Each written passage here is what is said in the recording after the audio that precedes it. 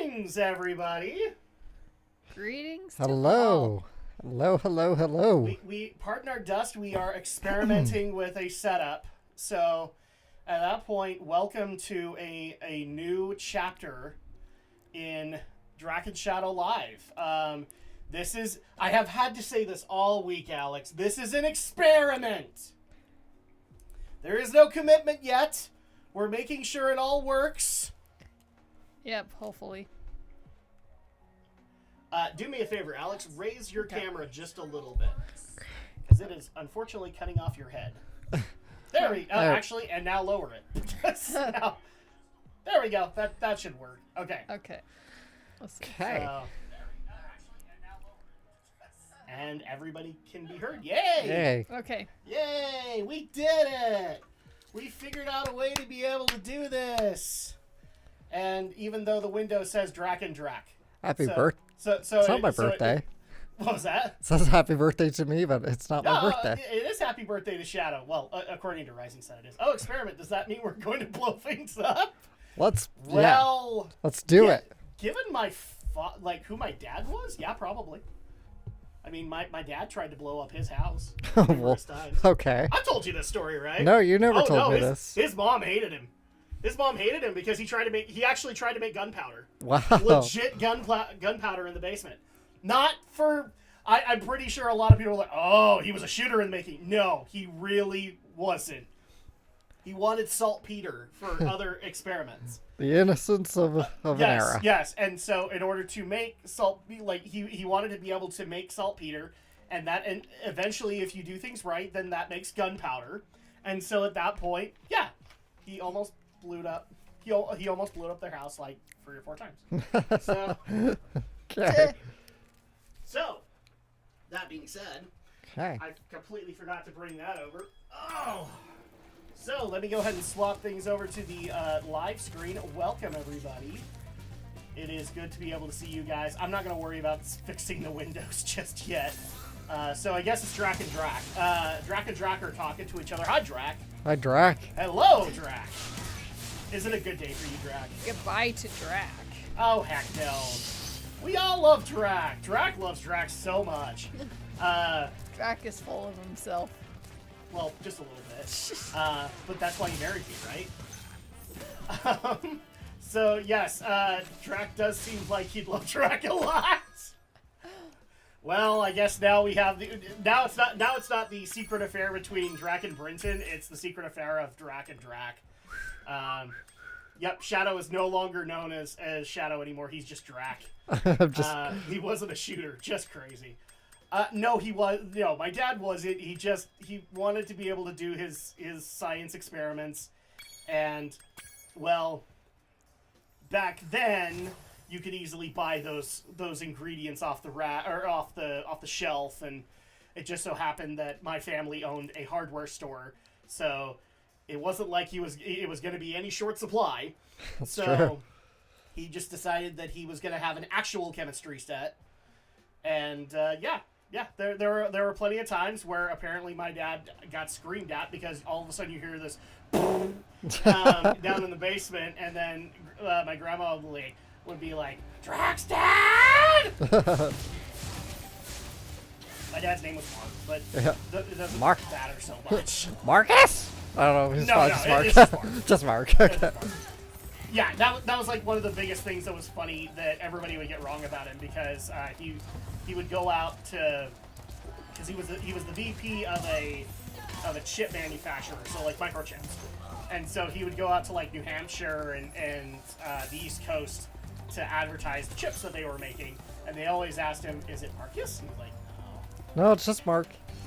And then what made it even worse is that Indiana Jones was popular at the time, so everybody wanted to make Marcus Brody jokes at my dad's expense, and it's okay because he loved Marcus, but That'd be funny if your dad's name was Marcus, then that means your middle name would have been Marcus.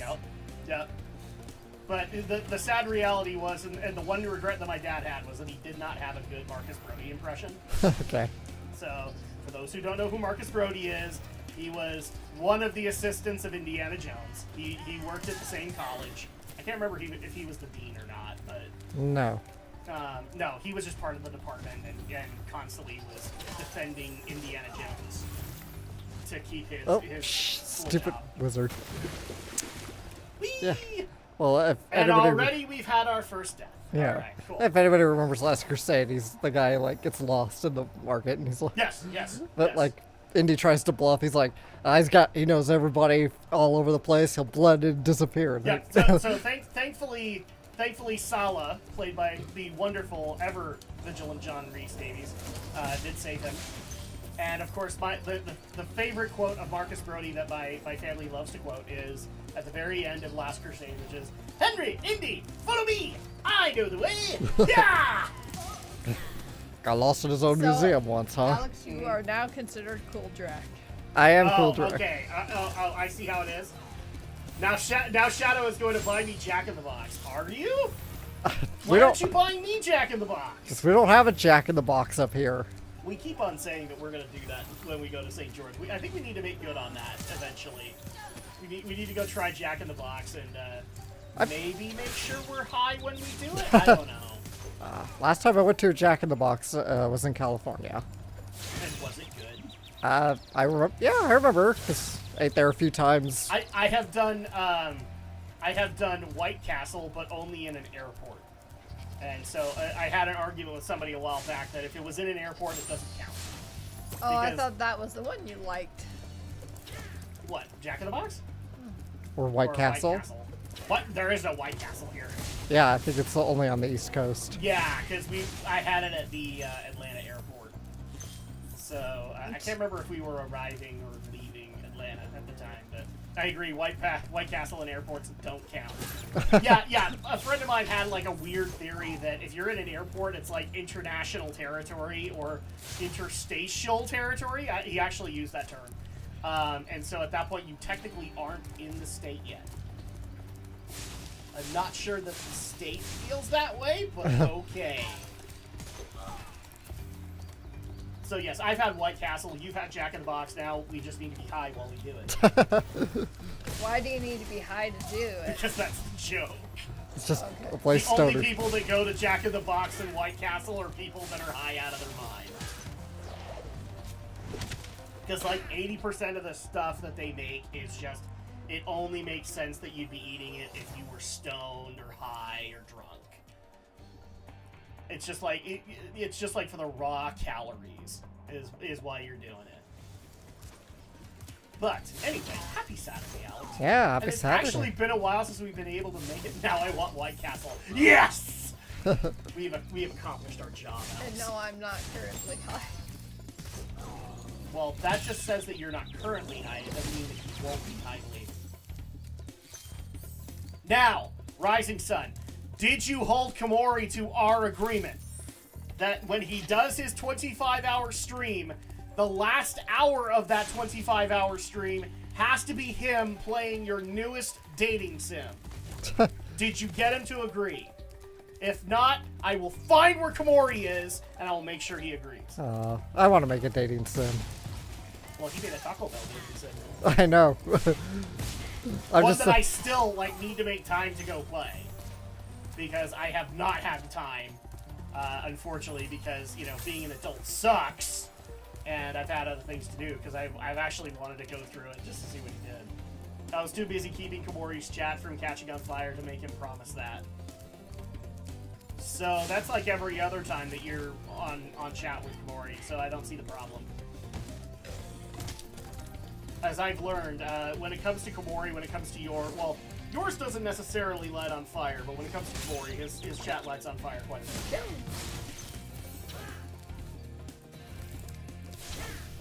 And how do you feel about getting back into Spyro? It's been forever. Has been forever. But, I mean, here's the thing, is that, with this experiment, guys, if it actually works out, we might be able to do this a lot more consistently. Can you So- climb on those stairs and jump over? Yeah, I guess. It Spyro just takes me to the brings same back place anyway. True. I forgot about the stairs there. I thought it was gonna take me somewhere special. So basically what Rising Sun is telling me right now is that I ought to make him moderator, and then that one makes sure that he stays to moderate in chat, and he never leaves to go watch anime. We've solved our problem, Andrea. We have a way to keep Rising Sun in the chat forever. Spyro brings back memories. Yep. Either that or just offer him You to. assume I take moderator duties seriously. Well, great now. Because Tamori. It's either that or just kind of bribe him with Taco Bell to stay. It does work. I've got to admit, it does work. Oh, there we go. Sorry, I'm having to do a little bit of work tonight because I'm trying to arrange an interview. Unfortunately, we can't do it. We can't do it via like Skype or Discord. We have to do it via email. But I actually have an interview with an indie game dev in the next little bit. Oh, really? Yes. Oh, fuck. Did you see the podcast last night? No, I didn't. Okay, so I've been following a dev over the last week because of some stupid crap that's going on, and I actually read the article on what's going on. Basically, a dev of a game called Domina is basically like I haven't been able to see too much of it, but it's like a gladiator sim. It's got like Diablo mechanics, but it's also got like simulator mechanics of like managing your gladiator team. Okay. So I haven't been able to do too much into it, but so the dev decided that he like in his patch notes he started to interject his own personal opinions into it. And Alex, you've played a number of games that required patch notes. I'm pretty sure Blue Reflection has patch notes. Yeah. Are you required to read those patch notes? No. Does someone from that dev team sit you down and make you read the patch notes? Or No. how you get that dragon. So at that point, Where's the dragon? nobody... It was over. What you're basically saying, Alex, Instead is of- that if somebody tries It's to like around that interject corner. their own opinion into their patch notes, Like look to your right. you It aren't was up there. Okay. forced to read them. And therefore, you don't have to read said opinion. Okay. So, this guy did, and I've seen the dumbest things put into patch notes, alright? I have literally seen somebody do this in patch notes, and it was like a Steam Greenlight game. They literally put A, return, B, return, C, return, D, return. They didn't care, you know? Some people take that seriously, some people don't. And in this guy's case, in his most recent patch notes, he interjected his own opinion about whether or not you should wear a mask. Alright? Right. So he did that. And, of course, somebody read that. And, of course, somebody got mad about it. I'm still mad at Andrea for not liking my tweet, though. You should be, because Texas Roadhouse rolls are amazing, and she still hasn't shown you that. What? About the Texas Roadhouse? Yeah, because you never liked that. You never liked that Twitter post. I never You said. made me do it. What? You made me do it. How dare you? Anyway, so this guy does that, pisses off some idiot on Twitter. That idiot on Twitter goes and does some digging.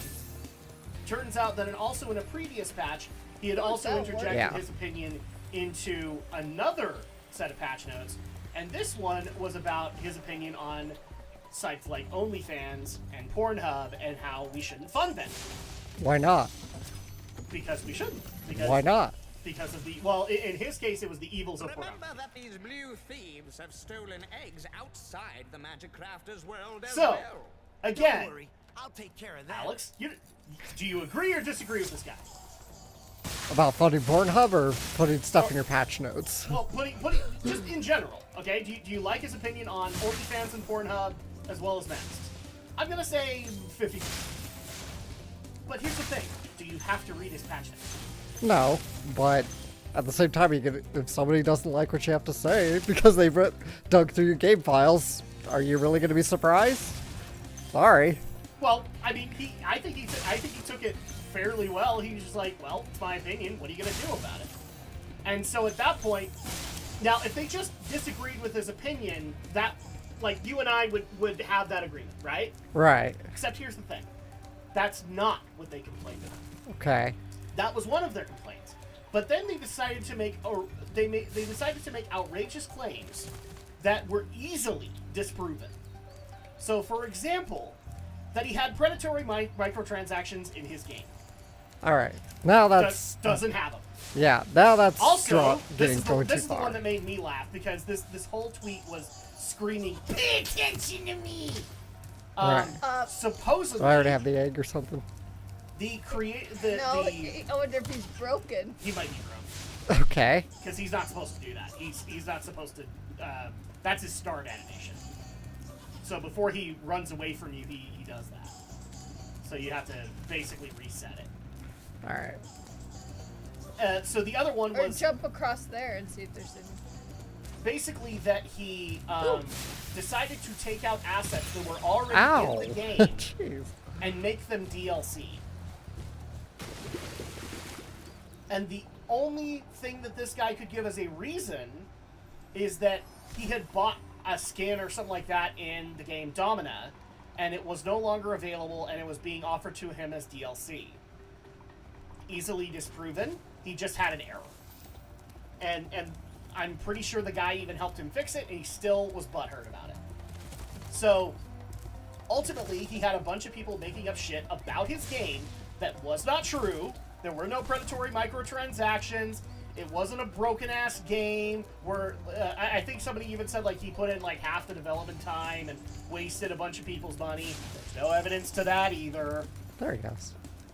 And, yeah, that's where the problem is, right? Yes. Don't make shit up. Yeah. And so that's where I was laughing head over heels over this whole thing, because when things are just so easily disproven, and on top of that, he's not... The way that these people are making it sound is that, like a Clockwork Orange, he gathered them up from some dark alley and then put them in the chair and put the hooks in their eyes and made them read his patch notes. Okay. And that's not what happened! Okay. Yeah. Nobody. I think you're missing the point a little bit, though. Nobody forced to read the patch notes. It's just more people read them. And they don't like the guy's hot takes. Okay, So and that's totally fine to be able to have. yeah. Now I'd certainly say But don't make shit don't up. make shit up. I agree there. Yeah, It's don't like make shit up. you don't need to make shit up if you think the guy's Yeah. full of shit, right? If you don't, you could just say I don't want to support the guy because I don't like what he says or believes No. or whatever. Then and say that and move on with your life. You And, don't. so I commented on this because I laughed at the story because it's just so stupid, but I totally believe it happened. Immediately, I get the same people in my thread, and a few of them even had this to say, and I'm sure you've heard this before, Alex. You have this many followers, therefore you don't get to have an opinion. Oh yeah, the clout. The whole. Your Yes, clout yes. is determined by some number here. Yes, nonsense. yes. Well, I mean, we've had this in YouTube as well, where like there's like this mentality of like if you have this many subscribers, then you can reach out to somebody Yeah. to go interview them or whatever. And I had so many of those that I'm just laughing my butt off because I'm literally talking to these people saying, stop me. Just try and stop me from interjecting my opinion. You can't, because I'm allowed to. And every time, 5 seconds later, they're replying back going, oh yeah, I'm sure you have a small penis. And I'm like, okay, whatever. And I'm just laughing at them the whole time. And they just cannot deal. They can't cope. And so I brought that story up, and because I talked about the article, the dev reached out and gave me, I want to say like 10 to 20 codes for Domina. So at that point, I've already said that I will pick up the game and I will try it out, probably on stream, just to let people see what it's about. Right. And then I'm gonna give out those codes to the audience Where are you going? I'm trying to find the exit. because I think that was Go amazing. across those platforms again. Because this guy basically said, you know, he's got a $10 game on Steam, and he just said, here's 10 games for free. So I'm going to show my appreciation there, I think. Yeah. and let people buy Domina or have Domina if they want it. So yeah, that was fun. That was fun last night. I'm still getting stuff from last night when I kept on telling people, like, you don't have to read the patch notes. And I've seen far sillier and far dumber things put into patch notes. I have literally seen devs threaten to kick you out of a game I could probably just if you exit. cannot respect people's pronouns. And they have no evidence that they can track that. And they've literally said, we will permaban you from the game. And it was like a $40 game. I believe it was Greenlight. I can't remember. But it was like a $40 game, and they were going to permaban you if you could not respect people's pronouns. Right. But you can't prove that I didn't. Like, okay, not only is it an outlandish claim, but you can't enforce it. So I'm just going to sit there and say Apache helicopter, Apache helicopter, Apache helicopter, and there's nothing you can do! Right. So, yeah, that was fun. So I got an interview with the guy, and I wanted to actually do the interview live, so we could just sit there and laugh at all the stuff that was being said. But unfortunately, we have to do it via email. So we're organizing it, and you guys can have that very soon. I think we have enough dragons to move on. Oh yeah, this was another. Give it a shot. This is another thing that they've latched onto. So I tend to edit myself a little bit on Twitter because I actually don't like cursing that much. So I've actually gotten into the habit of, putting expletives in there, just because I like it. Like it's cartoony to me, and therefore I like it. Oh, so you mean you do growlic symbols? Like. Yeah, so I put like @ symbol, exclamation point, like all the stuff you'd see in a cartoon. Right. When people curse, I do it on my own. And partially the reason I do it is because I have literally put Actually, I don't know statements where to up go. You better take over. I don't know where we're I've going, literally actually. put up statements. I want to move on, but I don't know where to go. Okay. I've put up statements basically saying like butthurt, and I've had Twitter say I have to censor it. So at that point, I've decided, you know what, I'm gonna do this from here on in because A, it's fun, and B, I'm being me. Right. So now these same people who are giving me crap because I supported this indie developer are giving me crap because I refuse to swear on Twitter. You refuse to swear, huh? Yes. How Puritan of me, Alex. Yes, god damn it, Adam, swear. Just make me think of the one guy in my high school class in Idaho. God damn it, quit your fucking swearing! Yeah, no, guys, I cursed plenty. I cursed plenty last night on the podcast. Sometimes I just get mad, but a lot of the time I don't see a point. Like, I actually am trying to be a parent. You could just run into those guys. And trying to be a good example. And so Domina has responded, oh, you can swear? Cool. Can you suggest people take off masks here on Twitter?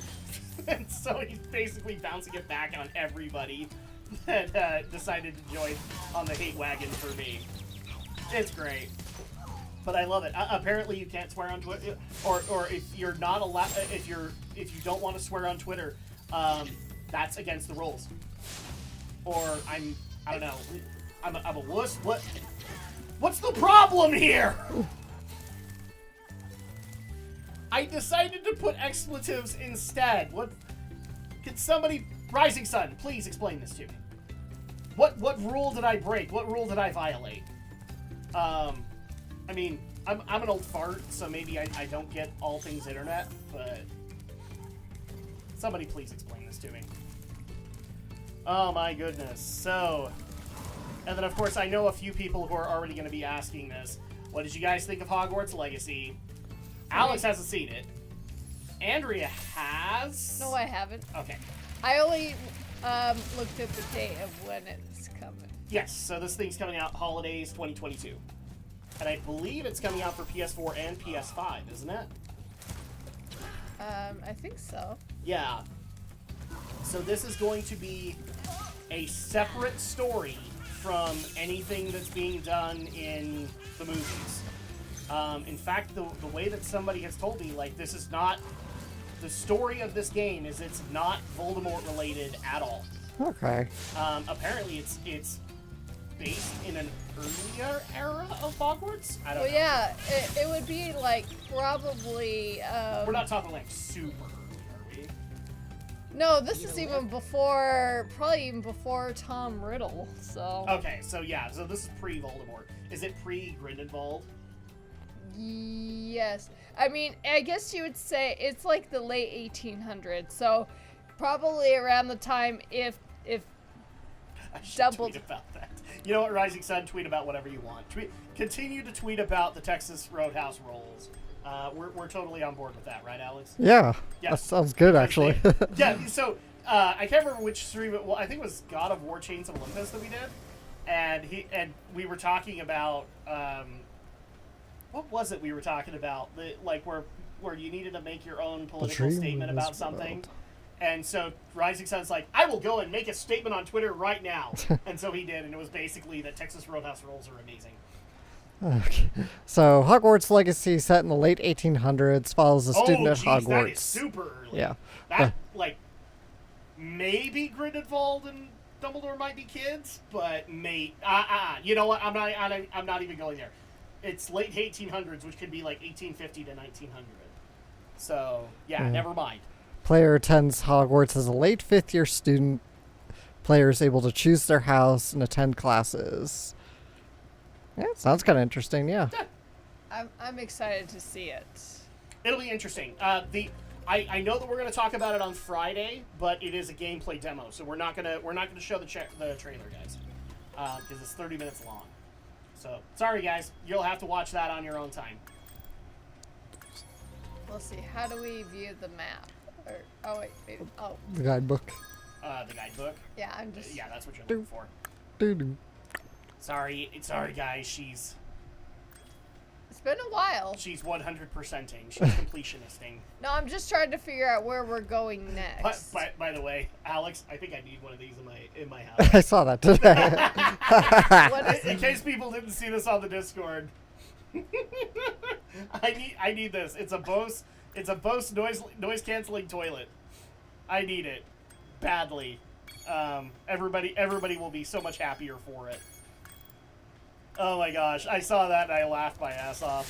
It's not hard to get me laughing these days, but Whoa.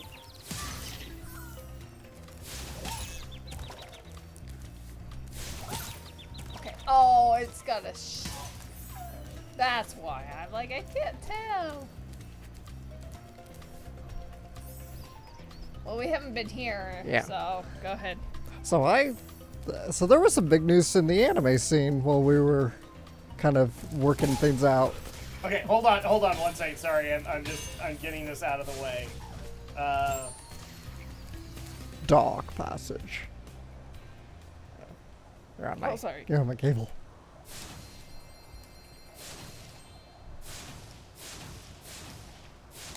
Okay, so what happened in the anime industry? Oh, well, Did it explode? yes, it did. Well, darn it! Rising Sun, you predicted it. All right. So Funimation is consolidating its streaming service with Oh Crunchyroll yes, I now. heard about this. Yeah. Did you see the VP's statement Uh, from Funimation?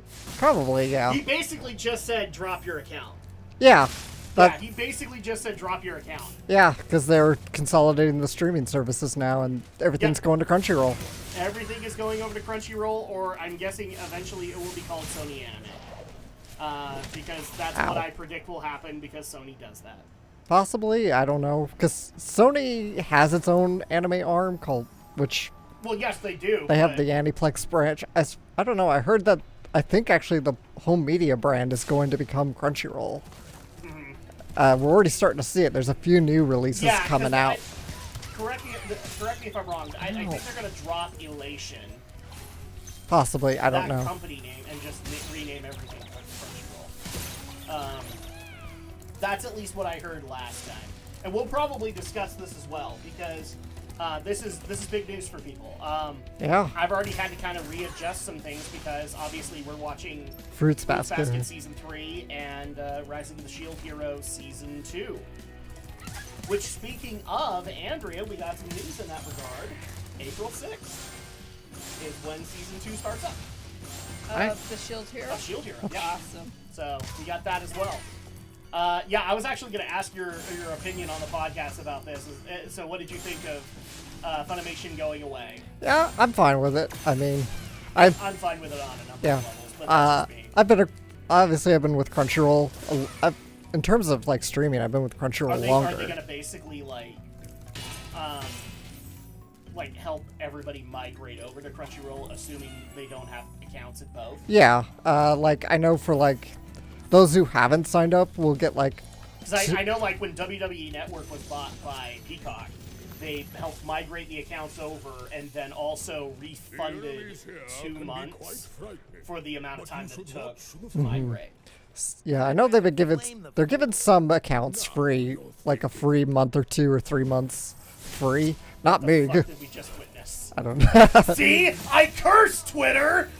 Sorry, I was just looking for a reason to drop Yeah. that. So yeah, I know some people are like getting a free sign-on account. Yeah. Not me because I already had an account. Thanks so much for loyal customer.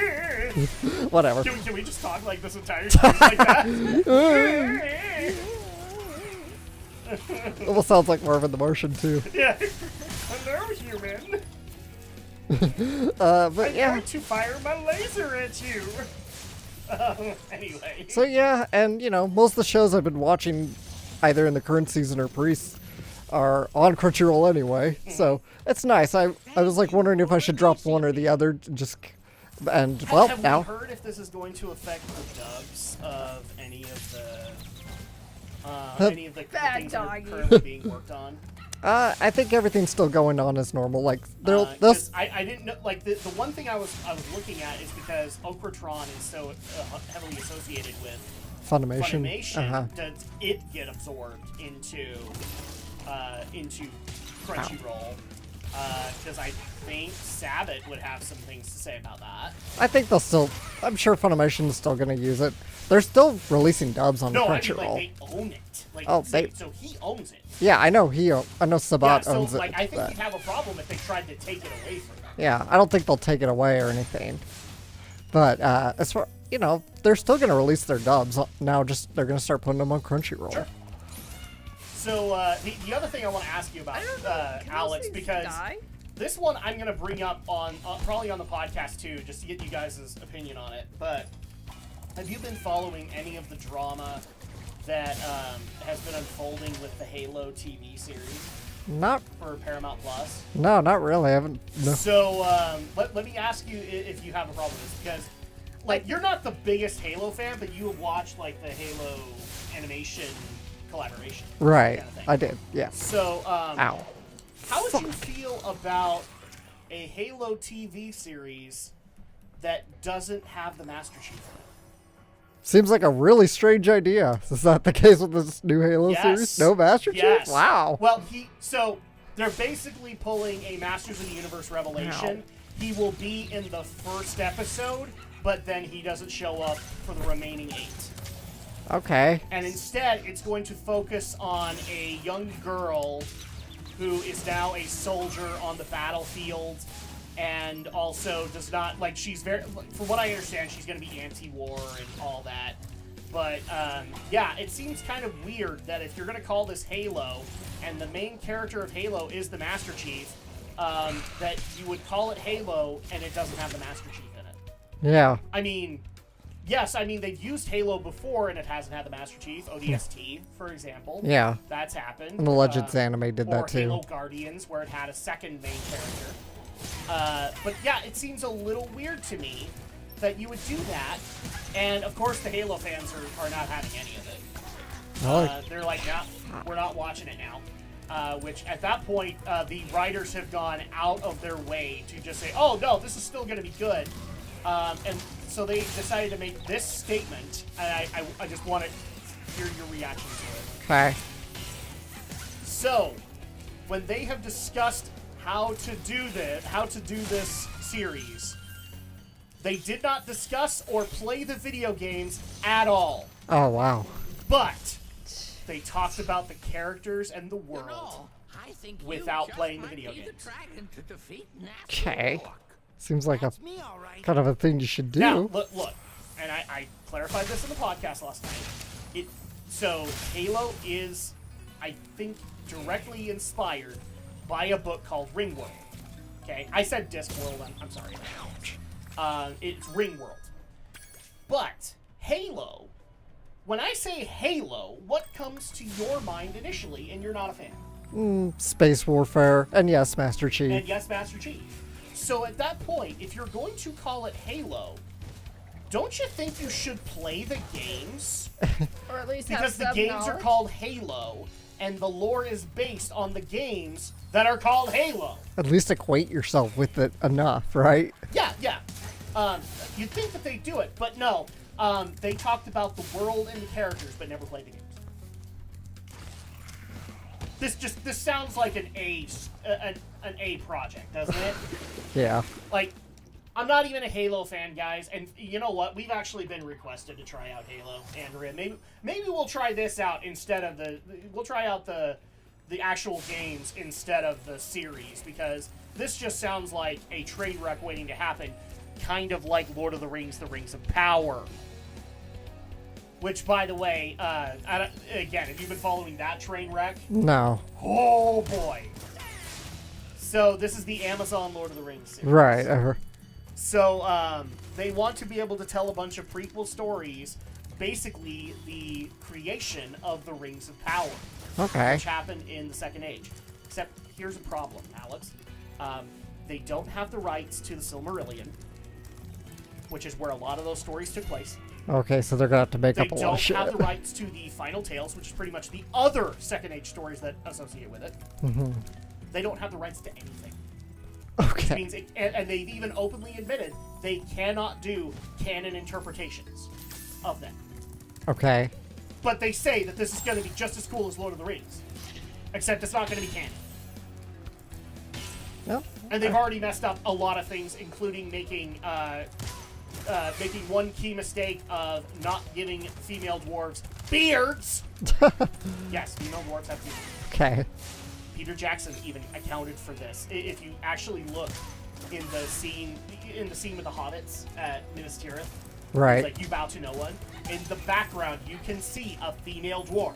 I did not know that. Yes, because I didn't even notice that. Yeah, well, the difference in Tolkien's lore is that the difference between male and female dwarves is the beards, and the way that Peter interpreted that, because it's never really explained, Right. is that they would have like sideburns that kind of went down into a beard, but it wouldn't be like a full-on like mustache beard. It'd be like Abe Lincoln kind of thing. Right. Okay. And so he made a distinct difference between male and female dwarves. Not this one! Not this one! Instead, the only reason that we know that they're different is because there's black elves and dwarves. Which is already a problem, because in many different interpretations, the elves are considered, and I quote, fair-skinned. Right. What does fair-skinned mean, Alex? Usually means you're very light. Very pale, in fact. So already we know that that's not accurate.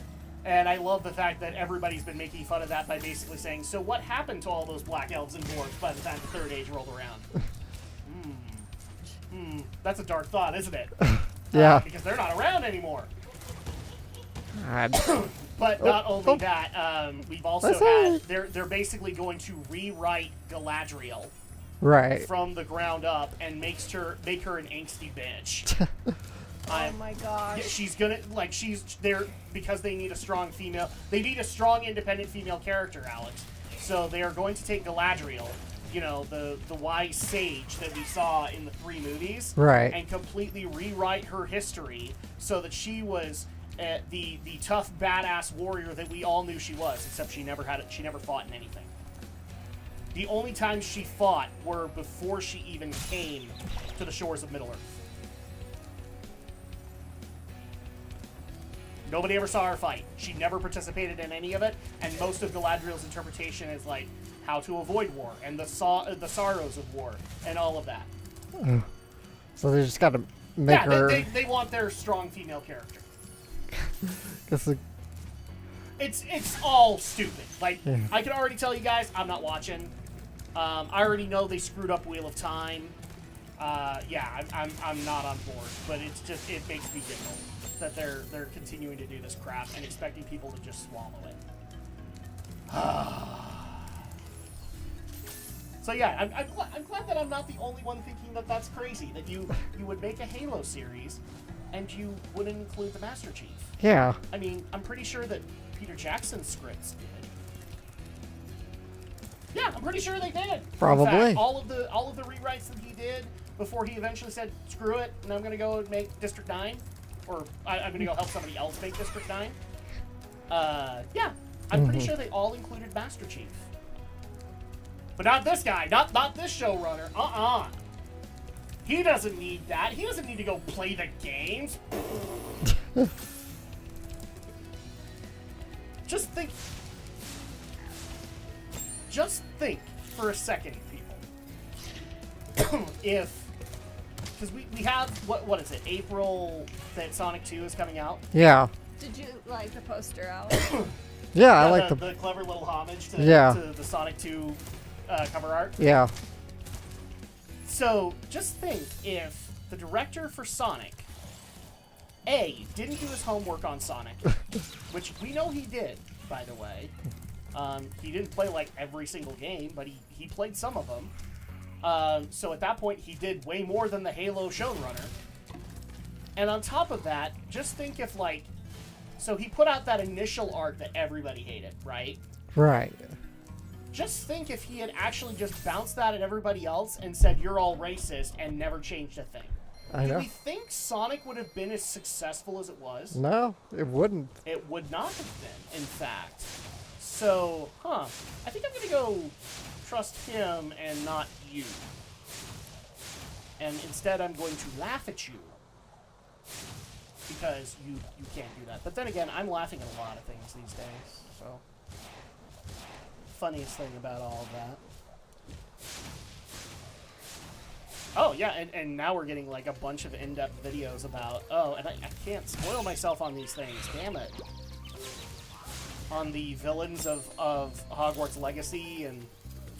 Oh, yes, and Alex will be so excited about this. He won't be part of it, but... Alex, tomorrow, we are going to be doing a new game night on that oh-so-wonderful Final Fantasy game that got debuted last summer. Stranger of Paradise Final Fantasy Origin, a.k.a. Chaos! Oh, game. the chaos! So much chaos. So tomorrow we will be stepping into the house of chaos, where we will wipe our feet on the rug of chaos, and we will put our coats on the hook of chaos. You just need to keep... And then we will go into the family room of chaos and sit down on the couch of chaos. So on and so forth. Do you guys get the point? So if you make Yeah, a highlights stop. reel, you just need to, like, keep inserting Malcolm. Yes, and yes, Malcolm yes. clips going, that's chaos, sorry. Well, here's the thing, is like, I'm starting to think that this was all clever marketing. Because everybody was laughing about that trailer, but now in the last couple of months, they put out 2 to 3 other trailers that have been a lot better. I went there. And have showcased a lot of the gameplay and some of the things that they're doing to pay homage to what this is. This is basically a retelling of the first Final Fantasy game. So at that point, they've put out a lot better trailers, and I'm starting to wonder if the reason they put out that really funny trailer was just to get people talking about it. Which, guys, it succeeded. I talked about it. Welcome to the Dreamweavers, young one. While chasing I can see your twin Nasty's merits, minions in this world, you must expect the unexpected and prepare for what is not there. I think he wanted to sound deep and stuff and it didn't work out. But okay. So yeah, we're going to be playing that tomorrow. I'm kind of excited. It actually looks pretty good. So who knows what'll happen, but then we have to consider whether or not to play Elden Ring. Well, we'll get back to it eventually. I've actually gotten a couple of people asking if you're going to pick up Elden Ring. Me? Yes, you. No. So, and the main reason being is that the biggest comparisons that are being made for it is that it is Dark Souls meets Breath of the Wild. And I can't argue with that. It actually kind of is. Great, I love Breath of the Wild. I don't like Dark Souls. That's kind of what I guess was going to happen. So there you go. We got you to answer that question for everybody. That was great. So is that the only bit of anime news that we've had? I could have sworn that there was other stuff that happened. Oh, there's been I mean, that's like the biggest news, I I know think, thus Shield far. Hero debuted its release date Thursday, I want to say. But So that's what, season 2 or 3 of Shield That's season Hero? 2. Season 2, so okay. technically we have season 1 and season 1.5. Which is like the hot spring vacation, I guess. Okay, so it's an OVA, probably. No, it's actually not. It's just based on an island where like there's an event going on that makes experience like a lot better. And so at that point they basically made it like, you know, the obligatory hot spring bikini episodes. Okay. So, which is kind of creepy considering that a lot of the party members of Naofumi are little girls. Oh, jeez. So, but hey, there's Rotalia, and she's badass. I'm pretty sure she'll look just great in a bikini. Yeah. So there you go. And Andrea's already getting mad at us for talking about a chick in a bikini. We're guys. Get rid of it. All right, Get rid of it? Get rid of it. Get rid of it now. Get over it. Oh. So, yeah, that's the thing. Especially That's if the we thing play a that certain visual novel that I want to play with Andrea. happens. Uh-oh. Play what? I want to... You know, you've seen it on my Switch. Fuck. You've seen it on my Switch. I want to play Nurse Love Syndrome Oh, with, yes. with you. It's not like... It's not a dirty game, okay? All right. I have to be a little worrisome with that. We'll see if we can make it work. What game is it? It's called Nurse... It's a visual novel. It's called Nurse Love Syndrome, and Oh, it's about nurses. Okay. So I thought it'd be really fun to play with you. Oh my because gosh. it's not dirty. I'm not saying it's not a little fan You service. say that. Okay, it's a little fan servicey in places.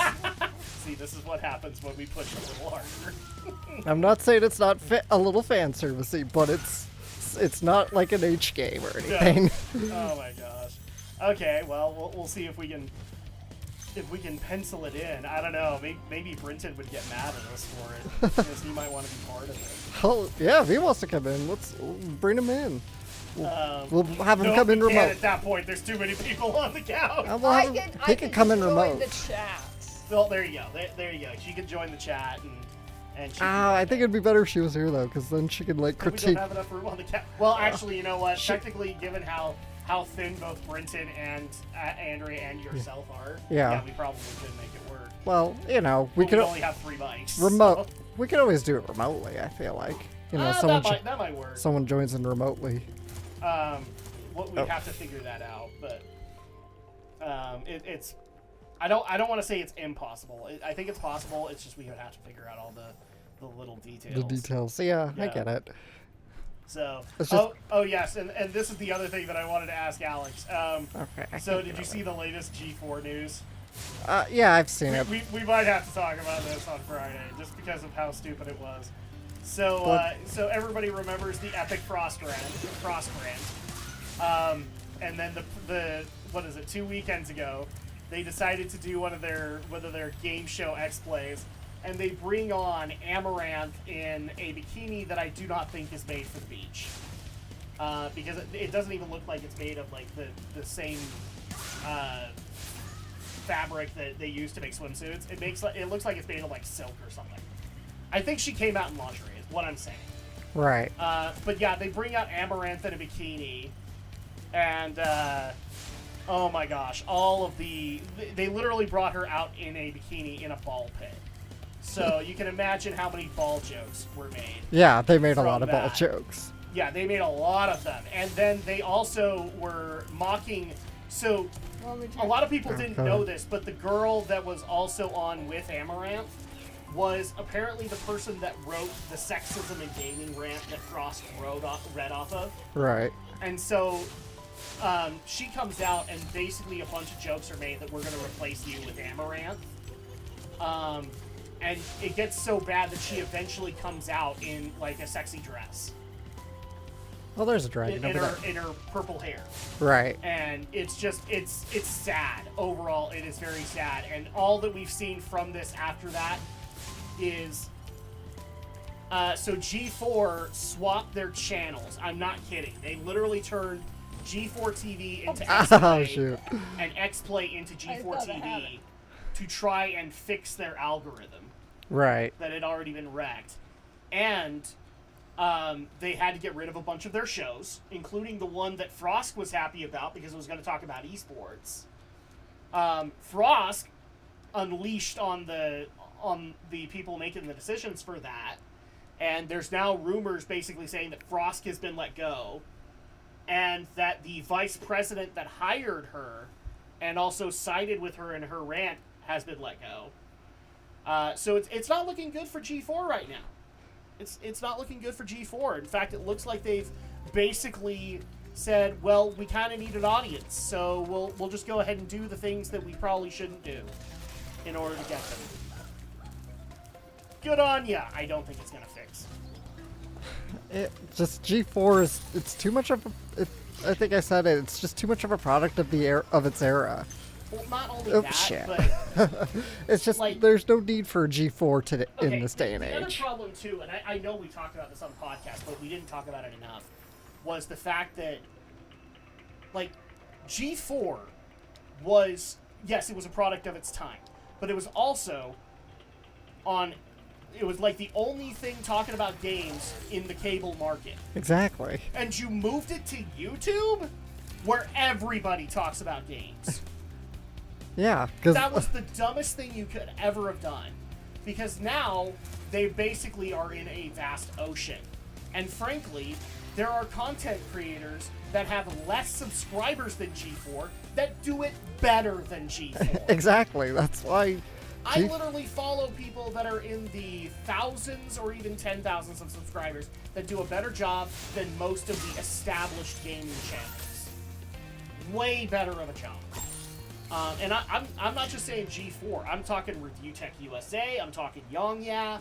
The Quartering to some extent, because he does a little bit of gaming content.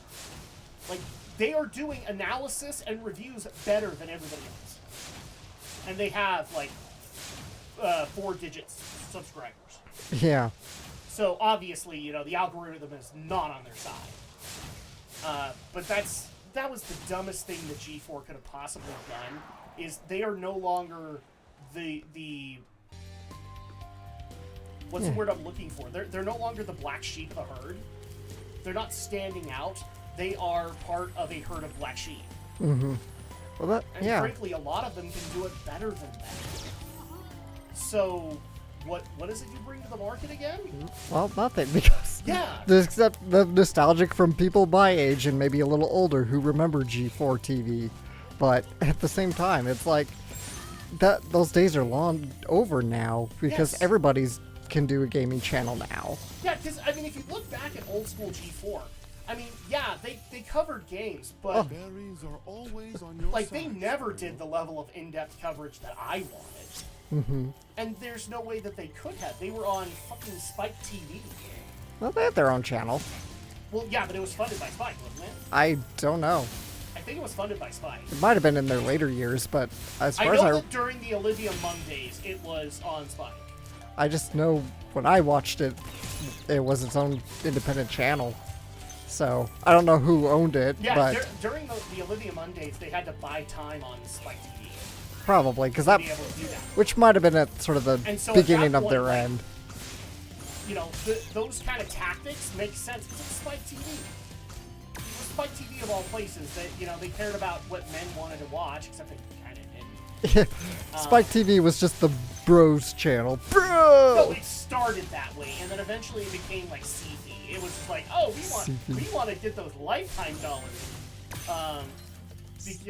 or sci-fi. Yeah. I call it sci-fi because Sci-fi. it's SYFY Yeah. now. So at that point, yeah, it's like, I'm sorry, the G4 is irrelevant. I actually found it funny that they brought on Amaranth, because if you don't remember this, Amaranth actually showed up on the original G4. She actually was there. Oh, I did not know She that. wasn't part of the team or anything like that, but she did guest spots for it. So it's just like, oh, look, you brought on Amaranth. And of course, I've seen the segment, and I have no problem telling you all. I laughed at her the entire time because, first of all, the bottom of her bikini looks like she's Masami Obari's wet dream. Because she just looks like she has the biggest frickin' wedgie. Oh, is she that one that I can't remember? What? I'm waiting. I'm waiting to see what you say. No, I can't. Because Remember. you might ruin something. I can't remember which YouTuber that was. All puffed up. Are you maybe talking about one that decided to get into licking ASMR and decided to put on a horse head? Oh yeah, that one. Yep, that's her. Oh, wow. That's her, and this is why I couldn't take her seriously. Is because A, she had the big ass wedgie, but on top of that, every time I looked at her face, the first thing that came to my mind was the whole scene and that whole thing where she turns to the camera with a horse head and then turns back. You've seen this, right? No, I've not Oh my seen it. gosh, I need to show you. No, I don't want to see it. So you've seen a lot of the live game grunt stuff that they've done, right? I don't think I've seen any of their live stuff, actually. Have you ever seen the stuff where they announced that they had so many subscribers and then dug out like a rubber horse head? No. Yeah, so it was like that. It's like a rubber horse head from a costume store. She was wearing that on top of a, I think it's like a diva costume from Overwatch, so like skin tight. Okay. And somebody asked her, because she was doing licking ASMR at that point. So like she got the ASMR mic, she was licking into it. And somebody actually requested this, and so she was actually doing the licking sounds in the horse head. Wow. Oh my gosh, Jeez. it is just gold. And she did it. She did it, and so at that point, like, yeah, sexy chick in a bikini. Oh wait, and every time I look at her face, I'm just like, because I'm remembering her in the horse head, and it's like, oh my gosh, nobody can take Amaranth seriously anymore. It just can't happen. I at least have to show you an image, Alex. I'm sorry, but you have to see it, because this is what I envisioned when I saw her in a bikini. Let's see.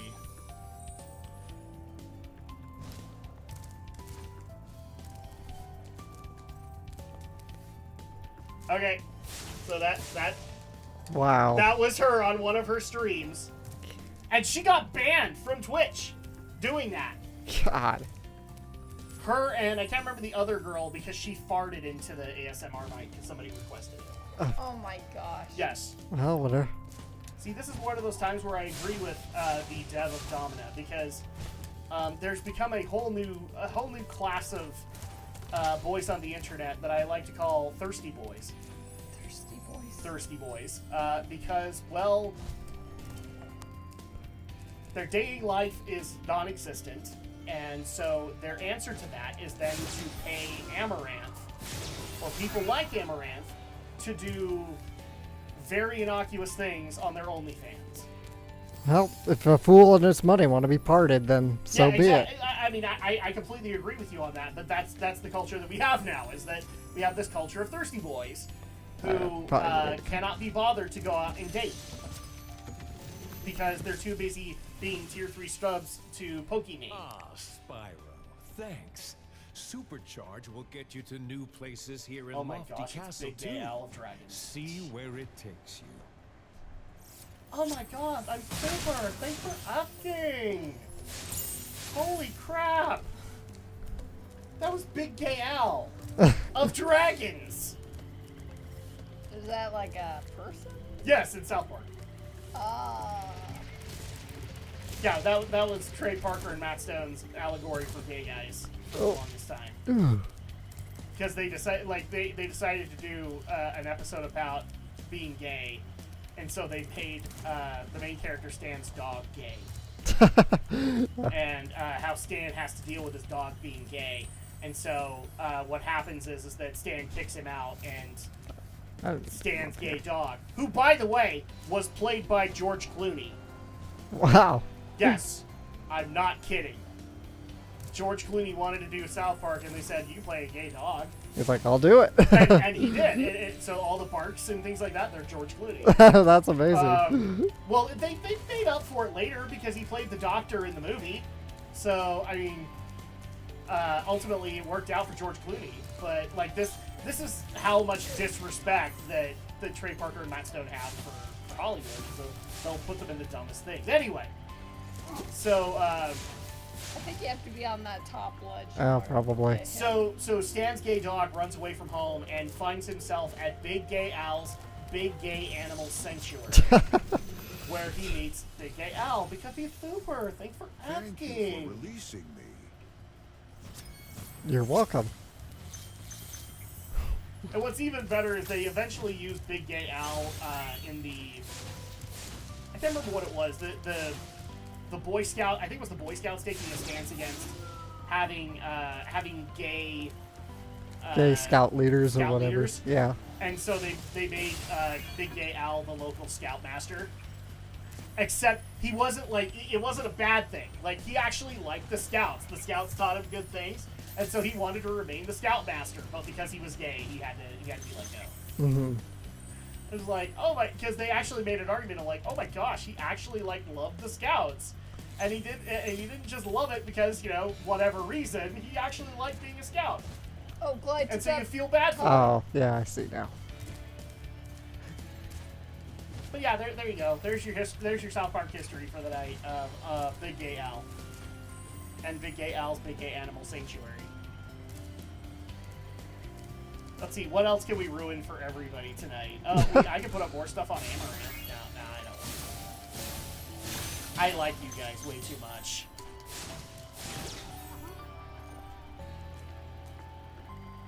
Also, I want to address Oh, something I wonder if really. you can get to those fairies. I want to address something really fast for people. If you don't like the fact that I take these streams down and then move them over to the Drak and Shadow channel, sorry. I'm still gonna do it though. Okay. Guys, that's where it belongs. I'm only doing this on my channel because YouTube literally throws like a collective fit when I try to put on both YouTube channels onto, at this point, Restream, because we're back on Restream because of OBS. So at that point, like, that's why I do it, so that the Drak and Shadow audience can eventually later enjoy it. I'm not gonna double it up and put like the full screen here. If you guys absolutely want, I can pull the, like, I right now I'm cutting them in half for the various games. I mean, I could put the full stream up, but I don't know if that's gonna be that enjoyable for you guys. So. Yeah, I guess you'll have to let me know. You guys will have to also let me know how you feel about this cam setup. If Andrea here gave close time. And we're making Alex feel uncomfortable. Oh, and also because this apparently irritated a few people, rest in peace, Scott Hall. I talked about this last night, and apparently, because I don't talk about wrestling on the regular, I shouldn't do it. Oh. Because, YouTube. This is why I don't do what YouTube tells me to do anymore. Right. Well, because it was a big tragedy. So, Scott Hall passed away this week at the age of 63. Right. And he was actually in really good health. And basically, to give you kind of the rundown of it, he went in for hip replacement. No, it wasn't hip replacement surgery. It was like maintaining or fixing his hip. He had complications because of that surgery. Ah, And shoot. then suffered 3 heart attacks over the weekend. Damn. 3 consecutive heart attacks, all separate. And was put on life support. And basically on, I think it was Monday morning, his family came out and Bless announced you. that they were taking him off of life support. Ah, that's a shame. And yeah, that hit home for me a lot because for people who don't know this, my family had to take my dad off of life support, and it was kind of the same circumstances, like complications due to an accident or due to surgery, and just having everything go downhill from there. I feel bad for Scott Hall's family for what they had to deal with, but apparently I'm not supposed to talk about this because I'm not a wrestling YouTube channel. Fuck you. That's, God Oh forbid wait, you. I cursed. I'm not supposed to do that anymore. Now am I? Yeah, you actually would like this guy because, like, have you ever met that one person that is such a fan of what they do, they literally make you a fan while talking to them? Yeah. That was Scott Hall talking about wrestling. Oh, wow, that's cool. Like, he was a hardcore fan of the business, and then became a wrestler in the business, and was able to get his own measure of success doing so. Now, granted, he fell into the same problem that a lot of wrestlers did, which was drugs and alcohol. Yeah, that's too bad. But here's the thing. He got himself out. Well, that's good, though. So, for those who have never watched this, and I recommend it to everybody, watch the documentary, The Resurrection of Jake the Snake. Because there were two wrestlers that were literally considered the most likely to die from a drug or alcohol overdose, or from a drug overdose. It was Jake the Snake and Scott Hall.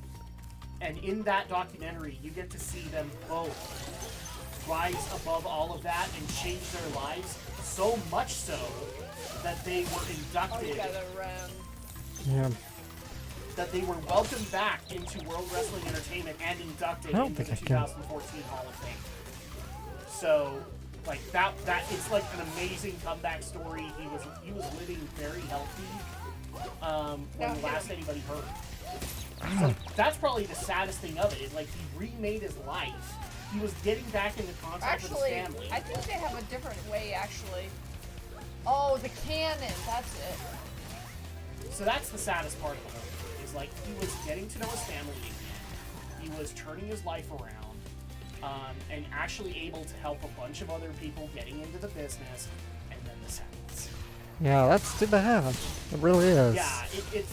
I've been watching stuff on Scott Hall and it's just been so sad to see him pass away this early. The worst part about it is watching all of his friends just so brokenhearted because it was just out of nowhere. Yeah. Including Hulk Hogan, who was 1/3 of the Hello, NWO Spyro. with him. Nicely done. I'll be done when I've toasted that nasty Nork. Okay.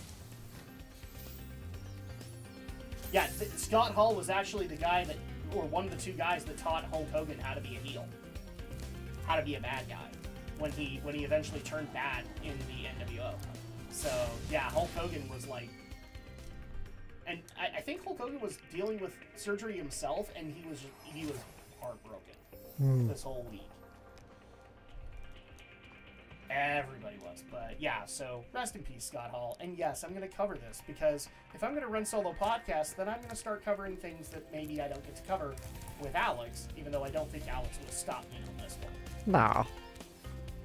Because this guy, Reza Ramon, this guy needed to be covered, because he's just one of those, he was an absolute geek about the wrestling business. And anytime you see an interview with him, like, he understood the business probably a lot better than a lot of people do. And he loved it. And so much so that he made everybody a wrestling fan when he talked about it. So that's the sad thing.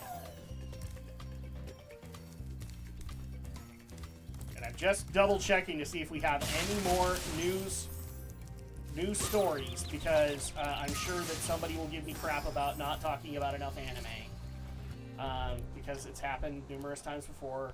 I will go to the dreaded site that I don't like going to. What? ANN. What's wrong with them? I hate how they cover stories. They need to hire writers. They do have writers. They Stop need to it. hire better writers. See, no, not really. Like, aside from the Funimation stuff, that was Yeah. that was a big deal. That was the biggest story so far. Because like the other big thing that I heard from Funimation was announcing that, what was it, Jujutsu Kaisen 0, which is an OVA, that's gonna get dubbed. I think that's a movie, but yeah. Oh, is it a movie? Yeah. Movie, OVA, they're the same thing in Japan. They practically are nowadays. Yes. It's kind of sad. So at that point, yeah, they announced that there was gonna be a dub, and nobody was surprised at that. Yeah, because the series has been doing very well, so. Yeah, and don't worry, guys. We'll be talking about this, because there's actually a lot that this might indicate for Crunchyroll as a whole. Like, this is how Sony's going to run them. And I'm pretty sure some people will want to know how you feel about that, since, you know, you just love Sony so much. Yeah, I love them. God. Well. Do you love them just as much as Damon Mills loves 15-year-old boys? Oh, Oops. God. Oh, snap. Was that too soon? Think. Well, that story's proved to be false. I'm sure it is. The dude retracted his statement, so. Yeah, after heavy pressure from legal teams. Shit. I'm sure that they weren't representing Damon Mills. Hello, Shiro. Hello, my friend. I wonder if there will be a run for Funimation Blu-rays, etc. I think they'll get rid of that, won't they? Well, Or yeah. they'll overprice them even more, because Sony does that. Yeah, I don't know what's gonna happen with that. I mean, the cost of Blu-rays has gone up anyway, so. Yeah.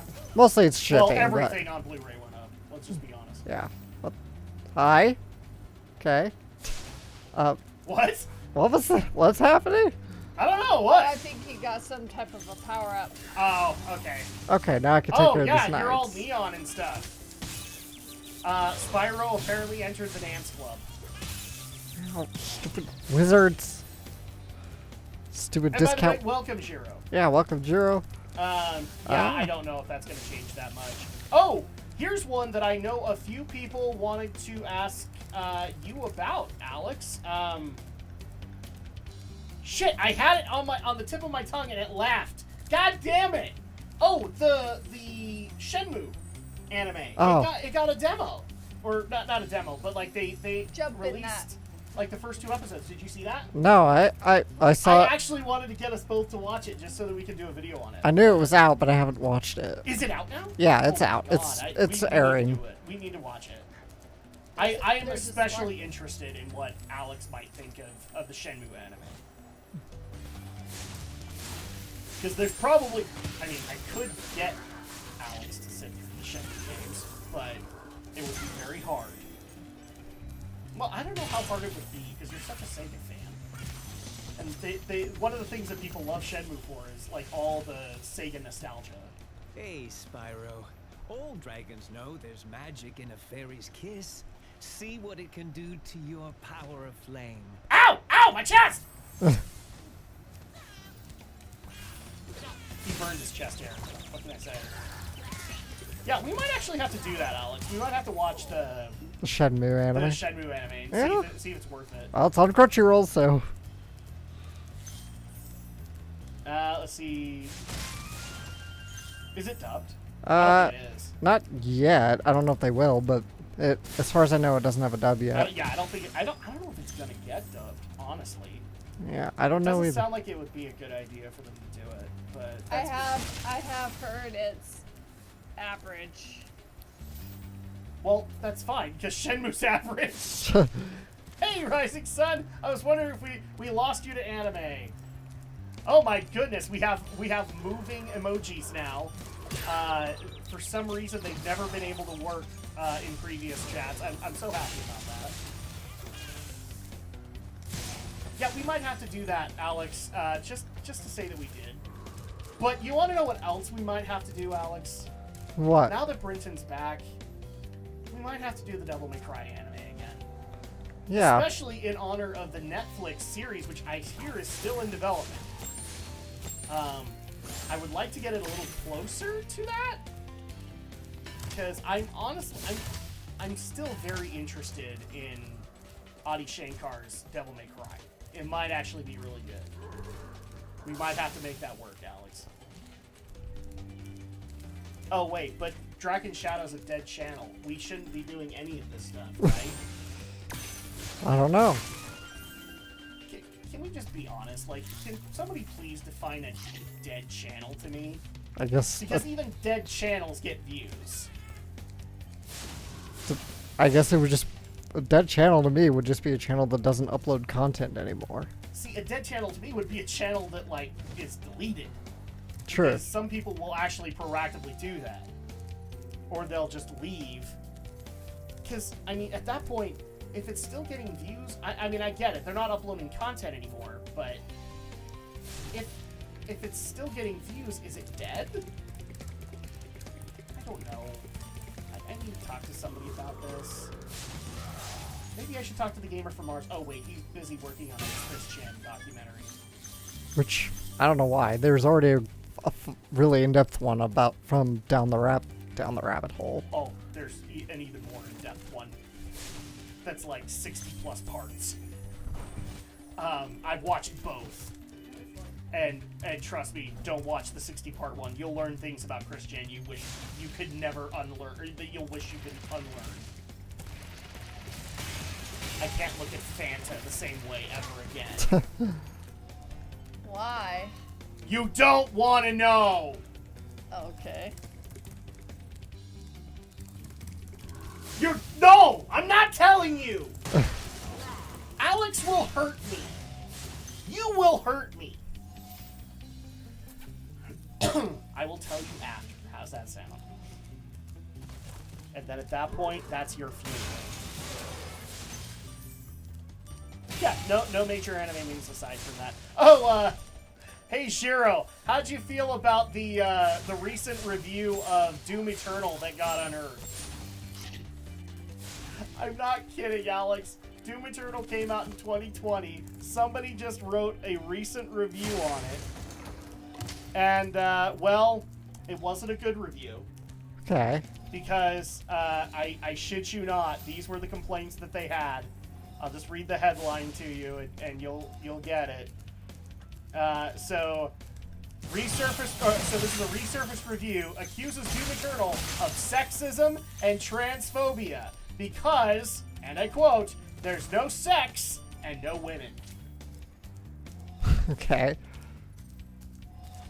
I think what this guy actually wanted was that instead of a rage kill mode, he wanted a rage fuck mode. No, Jeez. not kidding. Plenty of decent erotic visual novels, if you will. What makes you think that Doom has sex in it? I don't know. I didn't even know Doom had a plot. I always Doom thought. does have a plot! Doom does have a plot, my friend! In fact, we are living in the plot of Doom as of now!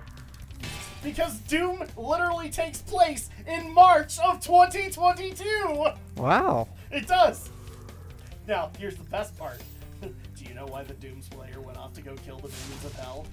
No, why? Because they pet rabbit. Oh, jeez. That's great. Shit you not, even Doom Eternal has a reference to this. Because there's, I can't remember, it's in like the Grand Castle of the Doom Slayer. There's a picture, like a personally painted picture of a rabbit. What? And it's supposed to be the rabbit, the pet rabbit that the Doom Slayer had. Oh my gosh. I forgot. Yeah, we came across this when we played it, and it was great. I forgot all about Yes! Right? Oh my gosh, it was just... Yeah, so how does it feel to be living in the world of Doom? Well, I don't have anything cool from Doom. I don't know enough about Doom to make any. We were living in the world of Back to the Future Part 2. Yeah. So how does it feel to move on from that into Doom? I still haven't gotten my flying cars, my hoverboards, my power lace shoes. Nobody has. I know. So I can't. I'm not ready for it. I still need my Back to the Future 2 stuff. I don't have my Black & Decker hydrator oven. I do have the ability to watch multiple videos at once. Was it Black & Decker? Yeah, it was Black & Decker. Oh my god, is it really? Yeah. I have to watch that movie again. You're talking about the thing that like took the tiny Pizza Hut thing and made it into a full pizza? Yeah, that's the one, yeah. Oh my gosh. Okay, I have to go back and watch in order this to now. get that chest, you have to beat The powerful fire. So that actually reminds me of another thing. So we've actually gotten this question a number of times. Like, you know, we used to play a bunch of games on emulator. If we'd ever consider doing that again. Sure. And one of the ones that we got asked for is the Back to the Future Part 2 that was released only in Japan. You know, the one that the AVGN showed off. Right. Yeah. I mean, it'd be fun. We'd have no idea what they're saying, but it'd be fun. It's like a SNES game, right? So Yeah. Well, a Super Famicom. yeah, Super Famicom rather. So yeah, I guess we really wouldn't need to know what they're You can't saying. make the distinction between them. The purists will not forgive you. Yes, there's a difference between the Famicom and the NES, and the Super Famicom and the Super NES. So, yeah, you have to make sure that you clarify that. Yeah, so it really wouldn't matter if we don't know the Japanese text, because it's like, it's mostly... I will tell you one thing that I'm seriously considering with this. So, I have watched all things Steam Deck. And the Steam Deck release so far has been fairly good. Right. I've heard a couple of minor complaints that I think are minor at best. And so at that point, one of the things that I found very interesting is that the emulator community has embraced the Steam Deck. Oh, that's good. So much so that there are apps already that you can get for it that will allow you to do things like a PS2 emulator, a Wii emulator, a Wii U emulator, Wow. as well as all the other emulators that already exist. And you know what, Alex? I have waited long enough. Bandai Namco will not give me the collection that I want, the collections that I want. Right.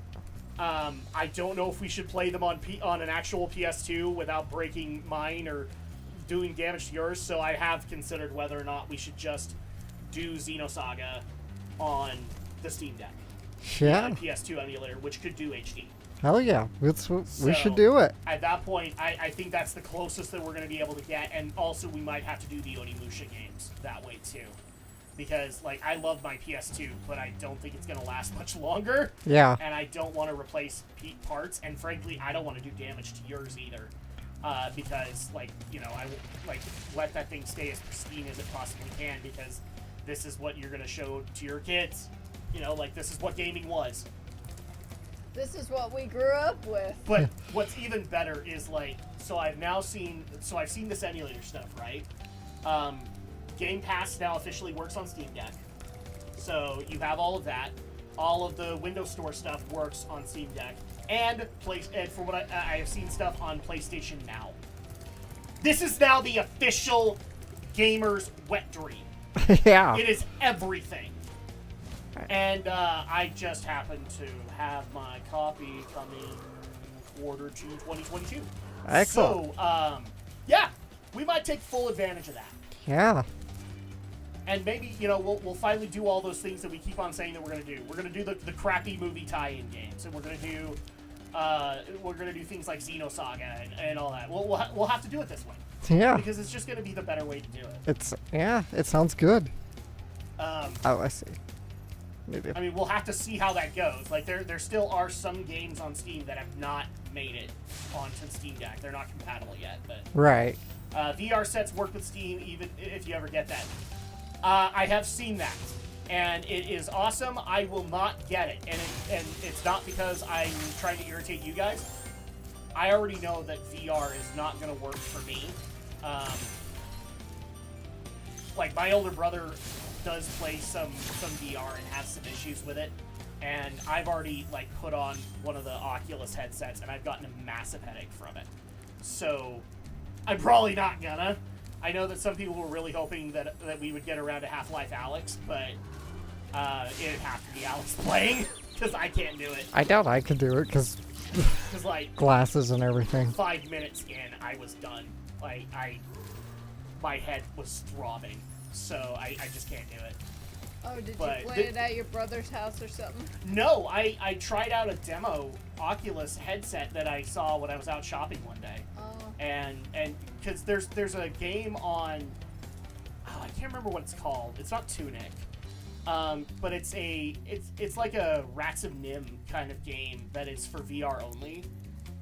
And I want to play that. I want it to come out because it's third person, and I don't understand why this thing is in VR, because it easily could be on PS4, PS5, and it looks amazing. And so I tried it out, and yeah, I lasted like 5-10 minutes, and then I was done. And it was so sad. It was so sad, because I know that people really want me to try out VR, but it's not gonna work. They're gonna have to find another way to do it other than the visors for it to work for me.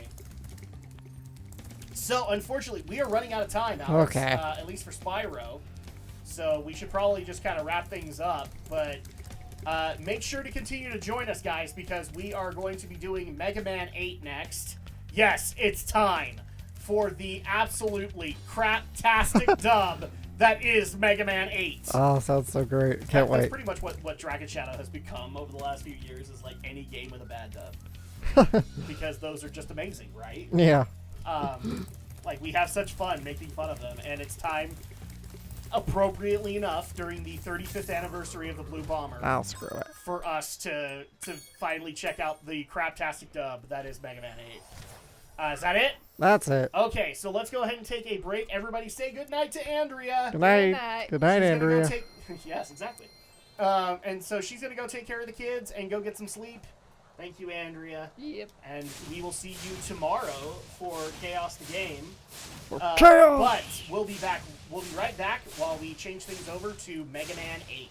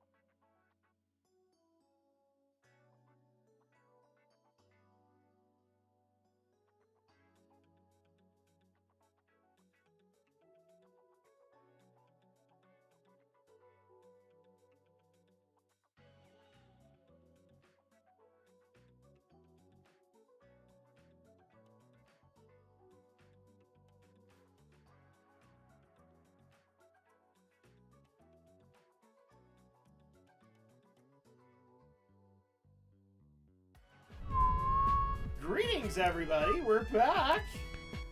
So bear with me for just a second. I wasn't able to do this when Andrea was here, so I'm going to go ahead and do this now. Wow, didn't think you had music for the break. Can barely hear it. Oh, yeah, I need to figure that out because OBS tends to run things a little bit quieter than what we had. So I just need to figure out the settings again. Come on. There we go. That works. And this will also zoom Alex in a little bit. So, and I didn't fix it, so it's still Drak and Drak. So, hi, Drak. Hi, Drak. All right, we'll just keep it this way, and then I'll fix it next time. But welcome, everybody, because it's time for us to get back into the Blue Bomber, because he's celebrating 35 years. Woo! This Happy year. anniversary, Mega Man. Yes, so we are technically, a lot of people don't know this, but when I recorded Mega Man's 5, 6, and 7, they were on the new Legacy Collection. So you guys can now see it, and I do have Legacy Collection 2, which includes Mega Man 9 and Mega Man 10. We will get to those eventually, but it feels appropriate to do this one. Doesn't that make you feel old, lol? Oh, a lot of things make me feel old, Shiro. Let's just be honest. Okay, I'm actually going to hold here for just a second, guys, because there is something that I want Alex to see, and technically, this is on, I believe, still the PlayStation version, but Shit. it came with a cool anime intro, an anime intro, you might say, and I think Alex will appreciate it. So, but unfortunately, unlike the PlayStation version, it doesn't start on it. So we have to wait a little bit, and then it will show up.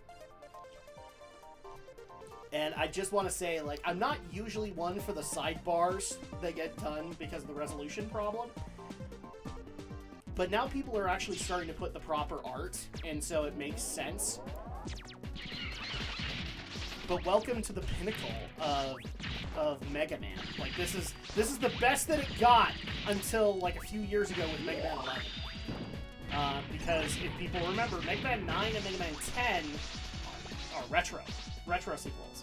So at that point, yeah, that's the best that it got. But we're waiting in particular for this. Here it comes, Alex. This is how you know it was the PlayStation era, because this Capcom intro would show up. Capcom. Capcom. And if there's ever a Mega Man anime, I need this as the intro.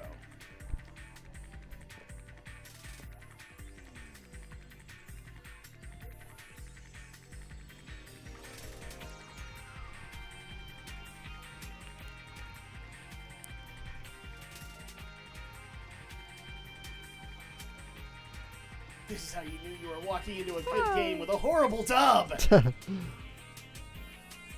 Like, it's actually Mega Man. Like, so many people think that the dude in the in the blue and yellow with the gun is Mega Man. No, this is Mega Man. And these are all the robot masters that we have fought throughout all of the other games. Including 7.